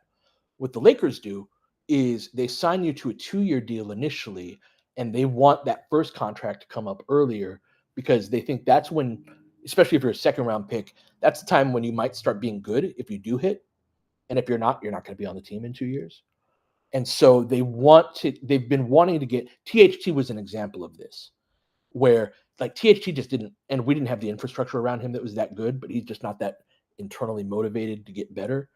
And yeah, and so that the idea is to get a player who's right out about to be good on a cost controlled contract for having those 2 years be on the back end. So like years 5 and 6, you have them under contract. 11-point game. Lakers in the zone. What's this, like a 3-2? Oh no, it's the 2-3 where Dalton's in the wrong spot. Got it. Like, what is this zone? Ah, Dalton.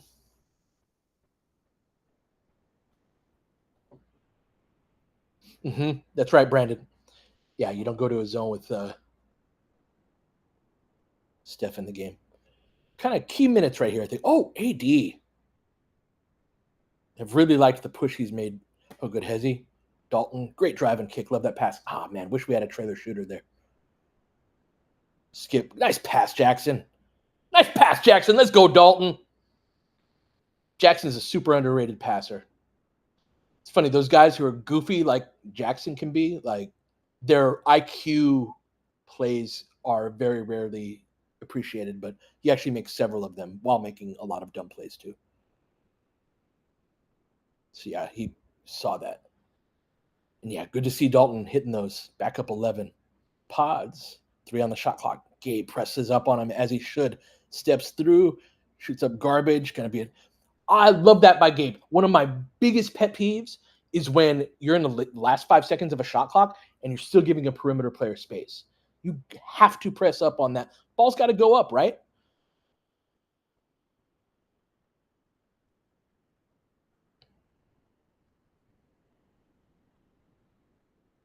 Yep, Miami fundamentals.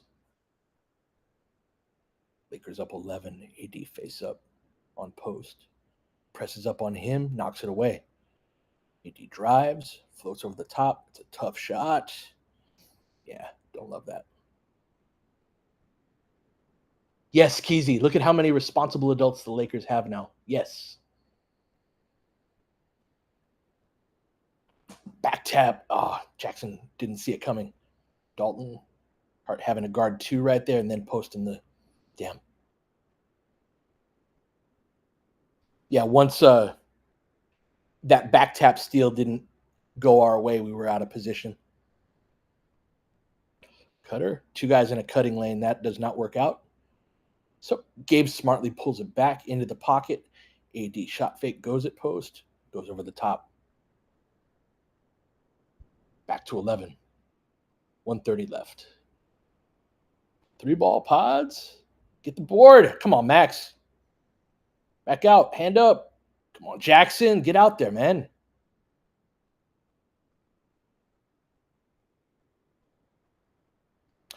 Max has played this whole shift, right? Like since the beginning. He hasn't come out yet. Yeah, that was a bad offensive rebound to give up. AD. Oh, got a foul call.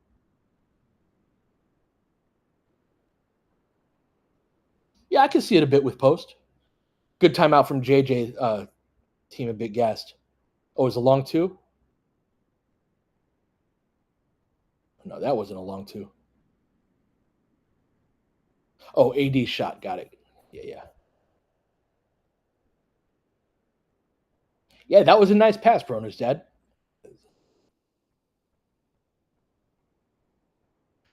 Sure thing, Eddie.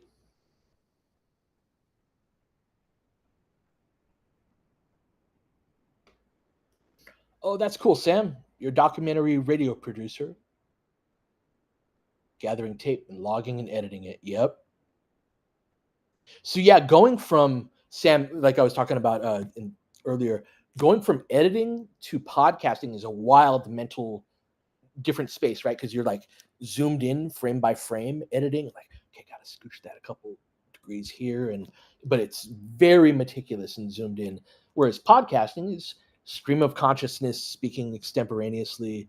Um, yeah, that's always been an interesting experience going from one to the other.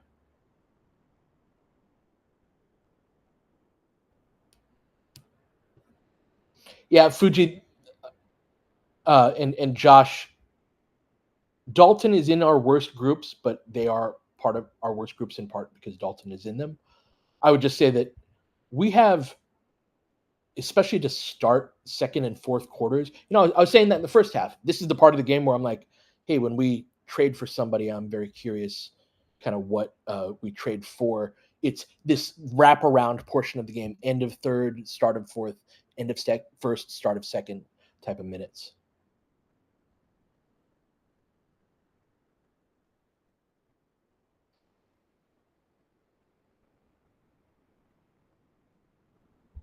Oh, damn, almost got that bounce.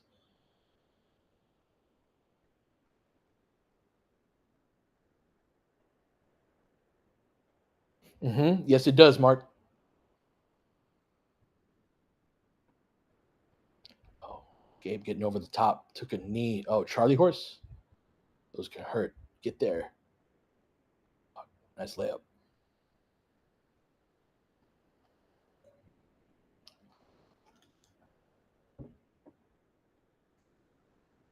All right, lead down to 6. Brown with it up top.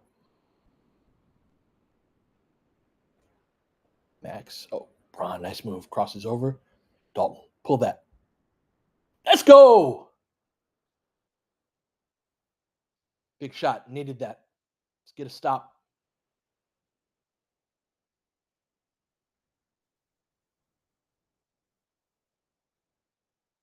Fuck. Nice shot. I feel like Wiggins does that a lot against us. All right, 6-point game.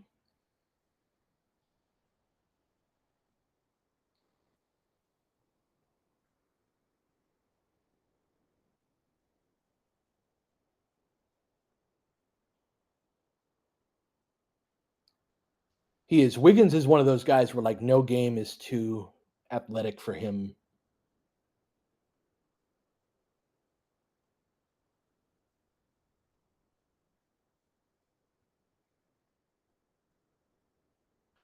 Such a great call out, Sam. It's funny. I haven't really discussed this with anyone about the differences between the two, but yeah, there are some times where, and I'm doing this less these days, but especially when I was working for the Lakers, where I'd be because a lot of my work was editing highlights and just a lot of the basketball action. So I did a lot of work as an editor for the Lakers, and then yeah, I'd have to go into the podcast right out of that. That was always a interesting journey. All right, big minutes coming up. Start this fourth quarter. Curious to see if Vando starts the second. He didn't, or the fourth. He did not start the second. Came in around the 9:30 mark, I think, which is that's where Dalton had been coming into the game earlier. Great to see Dalton getting his jumper back.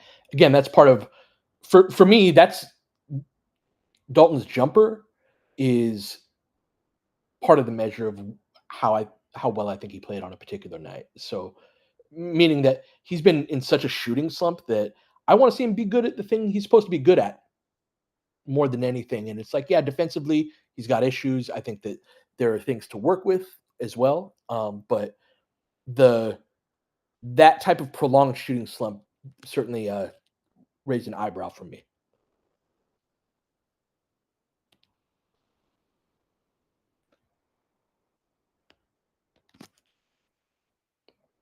That would be unfortunate, Sim. Let's hope that they're not.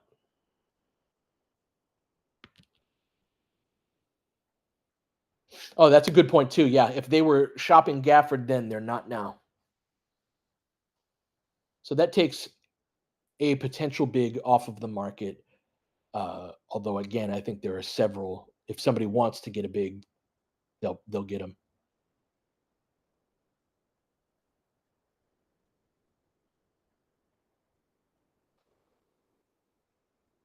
Good call out, Nate. They have set up Dalton well tonight. AD with 26 and 12, plus 10 on the night.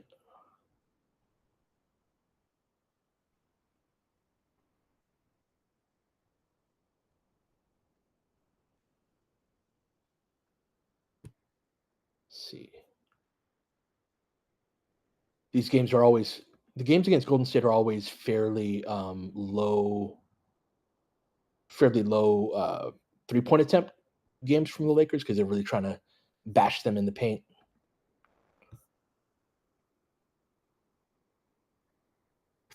All right, just 4 turnovers for the Lakers since the 6 turnover first quarter. So they have cleaned that up a bit. Also just gave up I think a single offensive rebound in that quarter.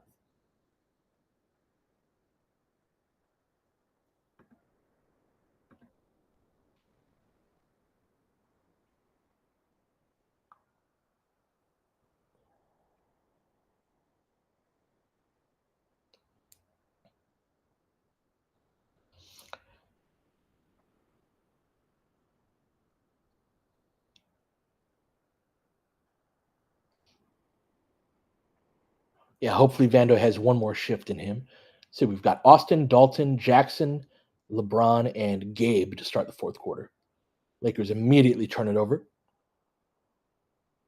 All right, this game's got the pace of this game is picked up, and so Lakers going to have to play a serious basketball game from here on out. Jackson always get. Oh man, Looney on Jackson is about as big of a strength mismatch as you'll see in the NBA from at the 5 spot.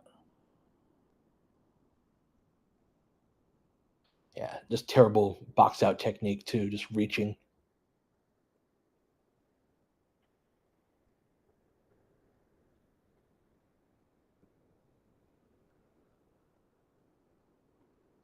Lakers up 6. Steph in the game. AD's not. So See if they can make their push. Good drop down by LeBron. He'll be very necessary to help limit that advantage that they have with Looney and Jackson. So good rebound there. Over to Gabe. Back up top to Bron, guarded by Steph.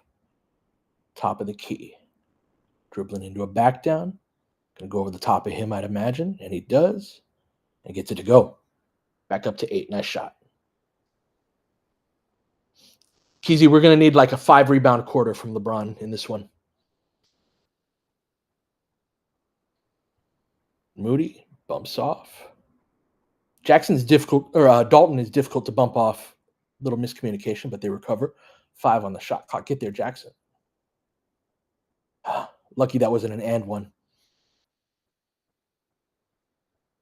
Dalton got beat with that straight line drive.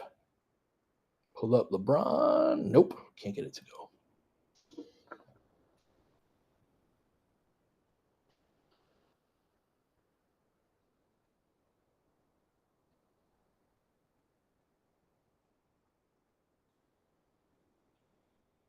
Job Austin fighting around the screen.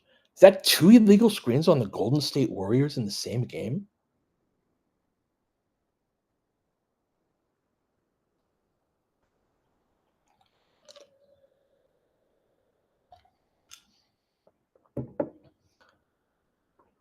Right? The pleas of innocence. Please.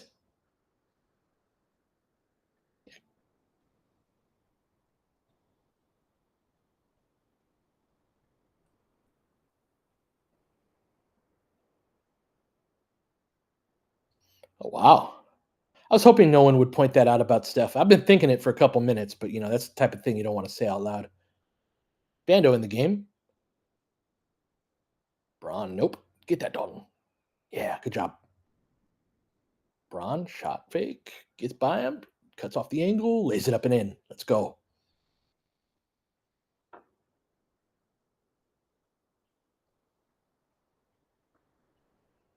Eight-point game.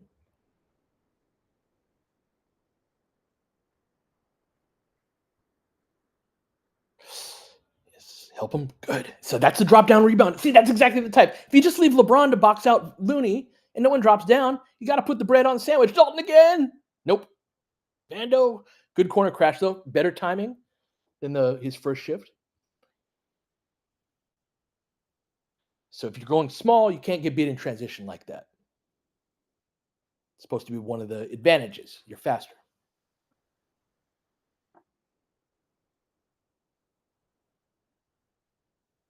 Yes, big shot by Dorian. Good drive and kick by Vando.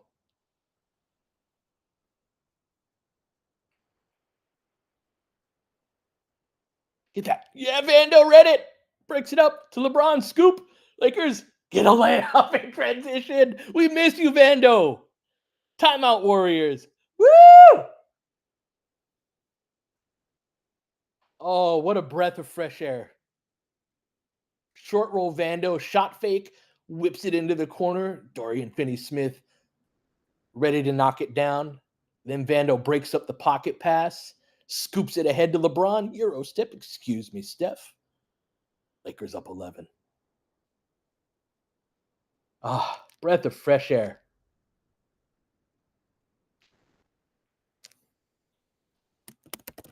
Defensive playmaking. Let's go. Texting the guys. He always kills the Warriors. I remember right after the trade deadline, right after we got him, the first game that we played against them the first game that we played with after the All-Star break, I think it was. Yeah, because there was that one game against the Pelicans that I watched like 6 times. And then they had the All-Star break, and then we played the Warriors right after. And I think that was Vando's first game. And he was just killing it on a national. Yeah, I think so, Momo. I think it was one without LeBron. And I remember Van Gundy gushing over Vando's fit, and it just reminds me having deja vu watching because it was at Chase Center. First game with the team, really cool to see.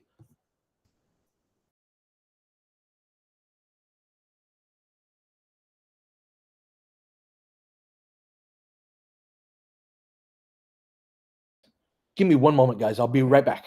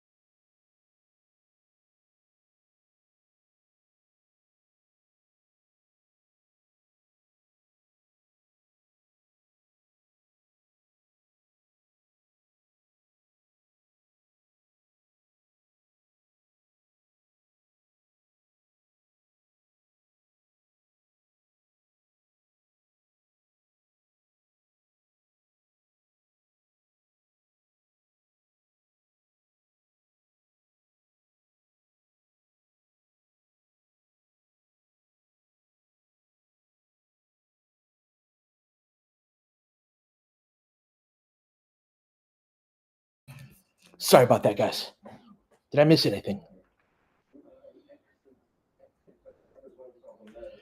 Roy, exactly. So Vando does do that. And this is exactly just he puts the bread on the other end of the sandwich that we've been really missing. However, what degree of playoff viability does he have? And what do we need to do to make him more viable, right? To not let his minutes drop over the course of a playoff series. So I think the integration of him into the team is one of the crucial storylines from here on out. And him staying healthy. Doesn't matter if he can't continue to play. But he matters. Vando with the low man rotation. Get the ball. Let's go, Laker ball. That's a missed call, but we'll take it. They should challenge that.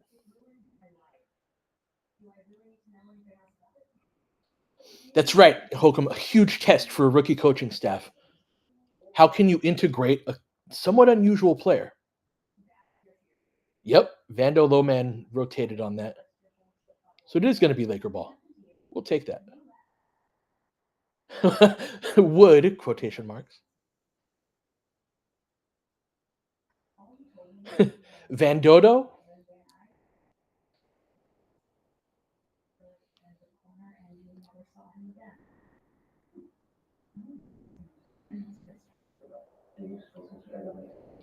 That might be our Vando DFS combo. This is Van Dodo. Let's go. Van Dorian is good. Ooh, that's good. Lakers up 13, 7-0 run. Great handoff to Austin. Good ball denial by Vando. Now into the post, putting pressure on post. Austin almost got the turnover. The speed of this lineup, Mikey, is noticeable. Lakers are playing faster than normal. Yes, we are. This is how you can properly play small. Yes, he did, Sim. It was crucial to get Vando back before the trade deadline, before we could accurately evaluate this team. Not just in terms of like, are they good or not? It's like, no, it's like, what style can they legitimately play?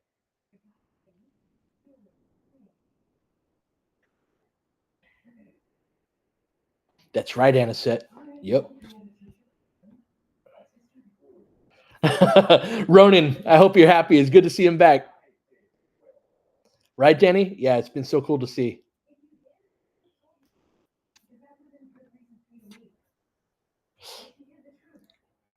You all right?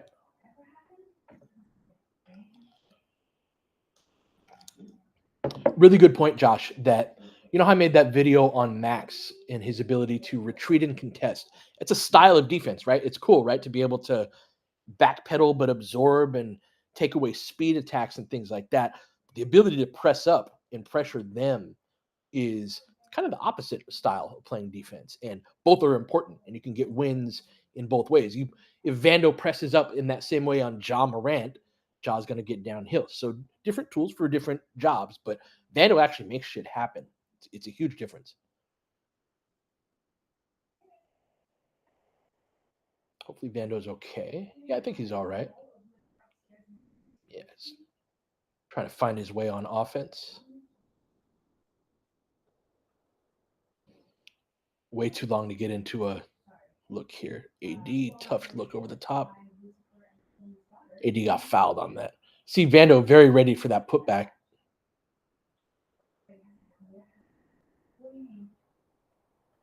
I do too, Mikey. Dalton is a big two. You can cause some real problems. Oh yeah, that's an easy foul. It's interesting. AD sees food when he sees guys like Post or I know we lost the game, but when he saw Charles Bassey the other day, a couple weeks back, like just demolished him. There are these certain bigger guys that he knows can't jump that high that he's like quick and then goes over the top of them. And he wants real volume against those guys, and we got to give him the ball every time, pretty much. It really is noticeable, Hefcheck, the life Vando that breathes into the team.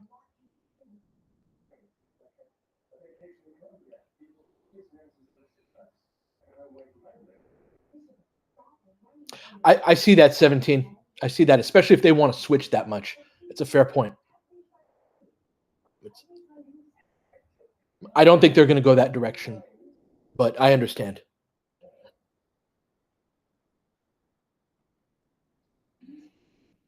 Good defense. Good finish over the top. That Wiggins again. Lefty layup. Nice play.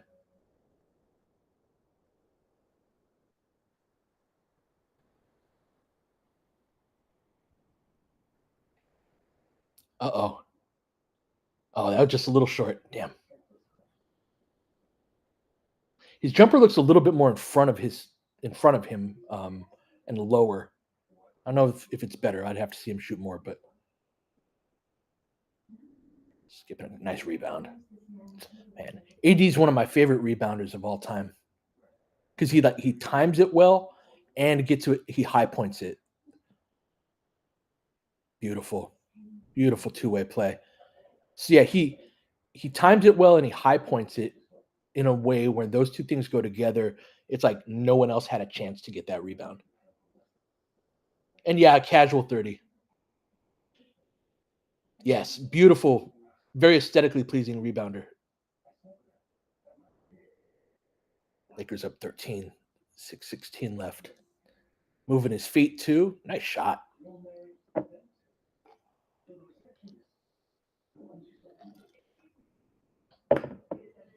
Yes, he is, Regina. Good to see you.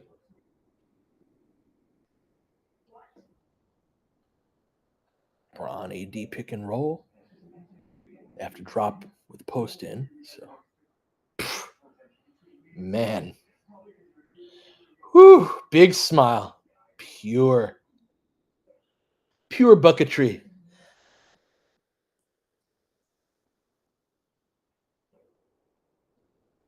Strip that, Vando. Ah, damn. Is he going up with it?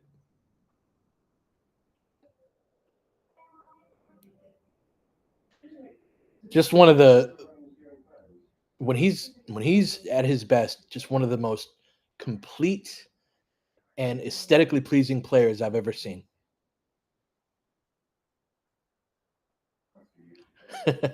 This is AD feeling like, yes, they are going to trade for a big man. I like the foul too, Radaka. Yeah. Oh, hell yeah, it was Regina. Switching. Drop step. Kick, swing. Good closeout. Got it. Yo, so that was a great example of the Warriors did everything correctly there. And it didn't matter because the Lakers have the size and closeout speed. That's a low rotation from Vando. They had to go two more passes deeper than most teams have to on that. Nice shot, Gabe. Put this away.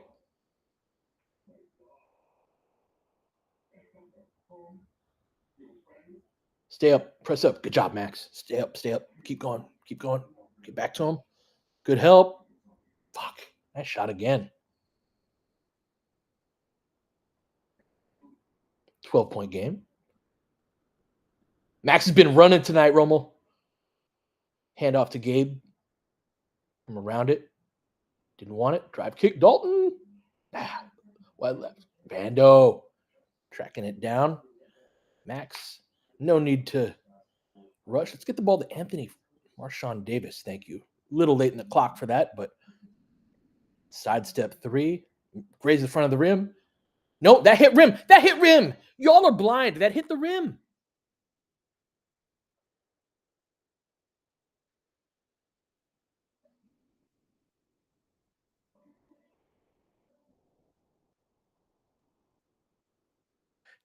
Not there, turkeys. Before then, it hit the rim. Come on. Fuck again. Timeout Lakers. Yeah.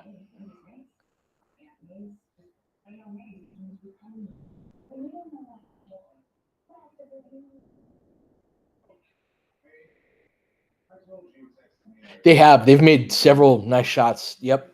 To stay attached. I mean, that is what they do, but it has been a couple of them have been from Wiggins. That one wasn't, I don't think, but yeah. That's a good point, Brandon. I feel like teams shoot practically 60% from 3 when they're in that mindset.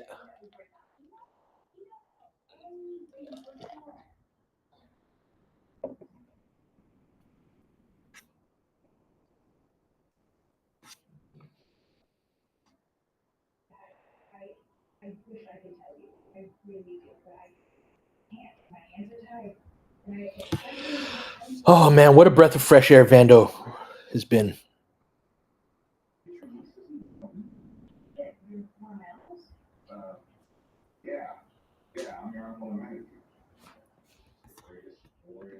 I think so. I think I don't want to say it out loud, right? But I think Steph is scoreless so far this half.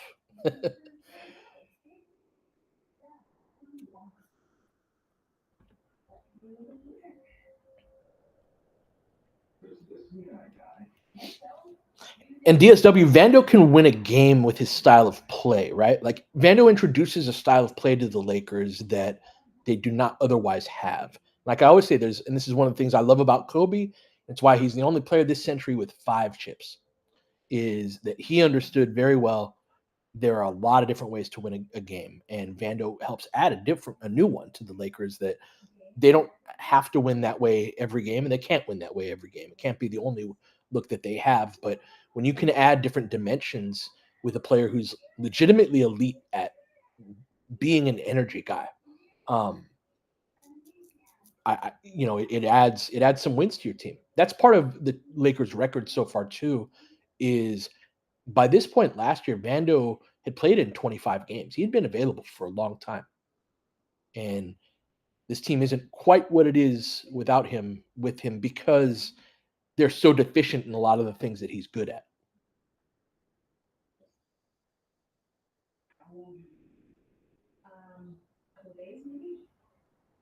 It's kind of where I land, Sim.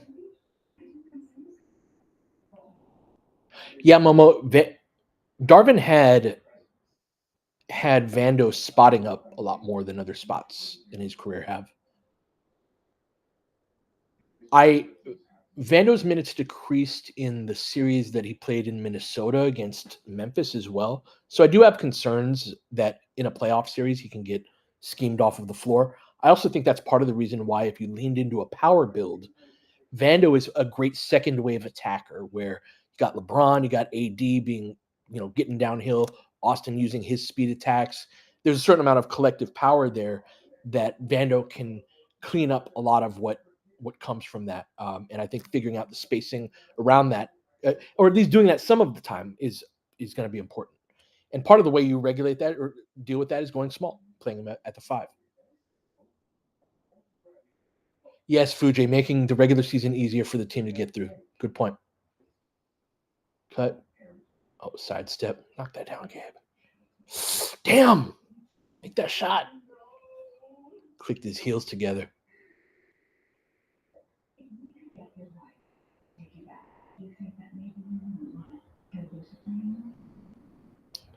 Good box out. Good box out. Oh, nice outlet. Who threw that? Is that Braun? Beautiful. Lakers up 11. Come on, guys, close it out. Play some defense. Gabe tracking him. Get out there. Post. Whoa. Get the ball. Thank you. Timeout. Oh, good timeout, JJ. We do look like a serious team. Beautiful knowledge by LeBron right there, just knowing AD is quote unquote covered, but you got to know your personnel. That's Steph against AD on a rim run. Tony, we've got this game, then we've got 4 straight against bad teams. They have a real chance to go on a run. Sean, why I explained why I like the timeout. So the motion of the play, none of it had them going up court. And I think that this team is a team you have to be cognizant of conserving energy. And part of the reason I like that timeout is from watching this team a long time, and we'll never know, but I would put money that was going to be a walk it up possession where we got the ball to LeBron or AD with 5 seconds left on the shot clock with everybody standing around. Basically, they have energy in bursts. Yep, a walk it up ISO, exactly, DSW. And that there is a certain level of just like that wasn't going to work out, that they can only have energy in bursts that a good coach, when you start to really know your team and your personnel, and this is not specific, this is not like a generalized basketball knowledge. It's not knowing your team. A good coach knows like, oh, they just spent their burst that they have right now. And if I keep going with that, again, there is no way of proving that, but look at that. The gods smile upon us.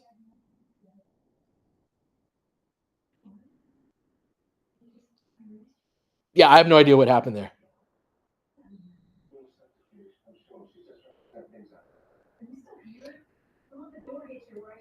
Gave up too quick of a layup there, but they're going to start picking up full court. Austin, keep it here. Yes, they do, Rommel. Very lucky to keep that ball.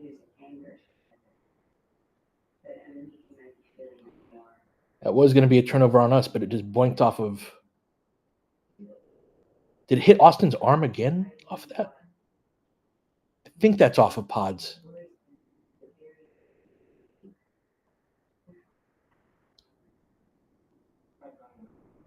Lakers up 112-101. Got a challenge here.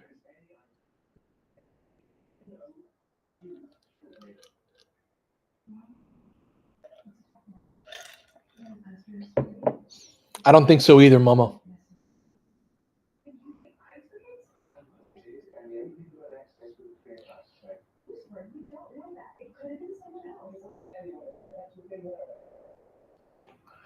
Yeah, Vando had such an interesting wrinkle, right? I think that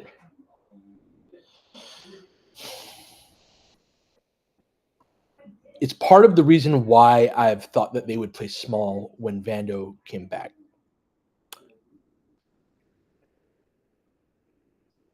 Or at least with the Dorian Finney-Smith trade, that was kind of where things were portending.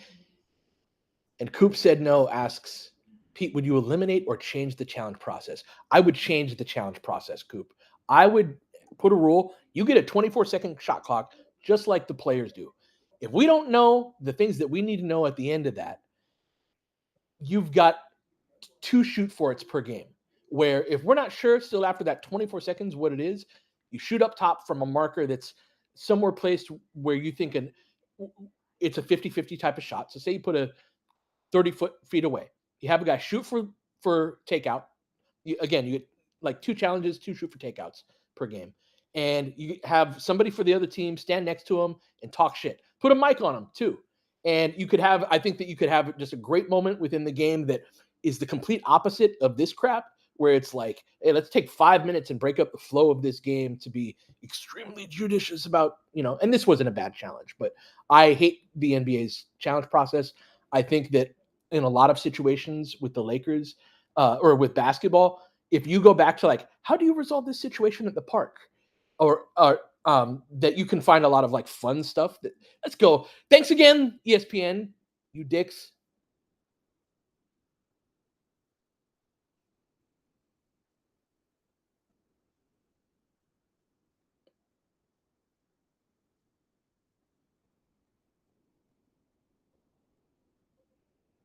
Get a rebound.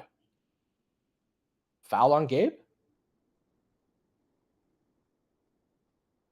I despise it too. That's a great word, Rich Cheney. It's like they show such contempt. Nice pass, Austin. So is his buddy getting 3? Come on.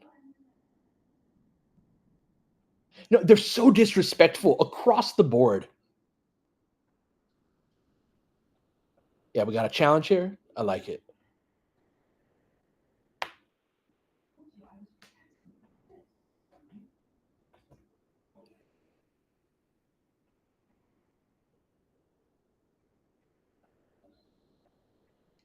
It's all these dudes, 17. It's Stephen A. Smith. All the people who rise to the top at ESPN are the people who generate clicks. And we know the simple techniques and mechanisms that generate clicks. The things you talk about, the way you present, the way you make your argument, and all of that. But if you don't like, if it doesn't start with, I love this game and I like basketball and I want to watch it, I don't think good can grow out of that. And I think what we've seen is just it's like festered for years and years and years to the point now where it's like this is actually kind of weird. Like the way you guys are about the NBA is actually very weird. And yep, that's right. The Kobe and LeBron show that was the way, and it's like, but I also think this is one of the best times possible. Did he hit him? I'm so honored. Thank you so much, Coop. I do too, Sanjay. That was a big part of the reason why I started LFR was just a huge frustration and like coming from coaching for a couple of years. So it was this conflagration of like, or conflagration, wrong word. It was this confluence of events of like being super frustrated as a basketball fan, but also just getting off of coaching high school basketball and missing it and like wanting an outlet for that. Keezy knows me well. Yeah. Voxic, yes, fuck the Celtics. Thank you for that. Ball does not lie.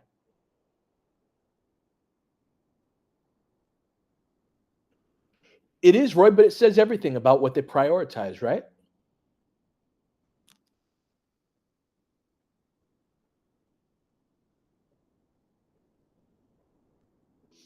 Great call out 17. The team looks like it's having fun on the court, which has been a rare sight.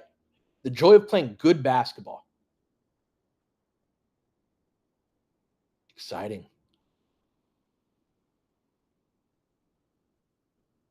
Yeah, that's an ill-timed calf injury. Let's see here. Game's not over, especially with the way they shoot threes. Let's be smart with the ball. Play with pace while also milking clock. Good. LeBron in a crouch, looking to get that pressure. Gabe. Post 2 on the shot clock. Got to pull. Let's go. Perfect possession.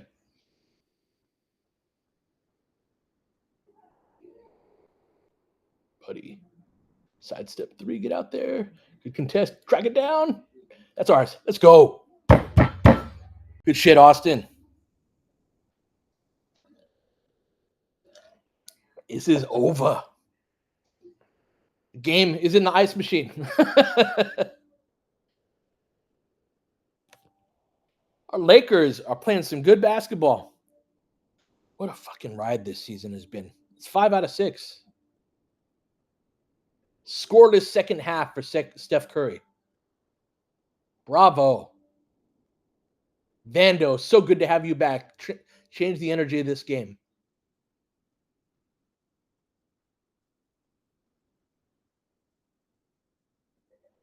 Hoope, good to see you. Thank you, Jins. No, 23. We still got some bosses to conquer. We got some hills to climb, but from a control what you can control standpoint, this is the best 3-game stretch of the season. Especially after a first half where the energy. I thought AD did a big part to change the energy of this game too. By the way, I thought he was great from the end of the second quarter on. Do me a favor, look at the upcoming schedule and tell me Lakers can't get on a little run and you know move up in the standings a bit.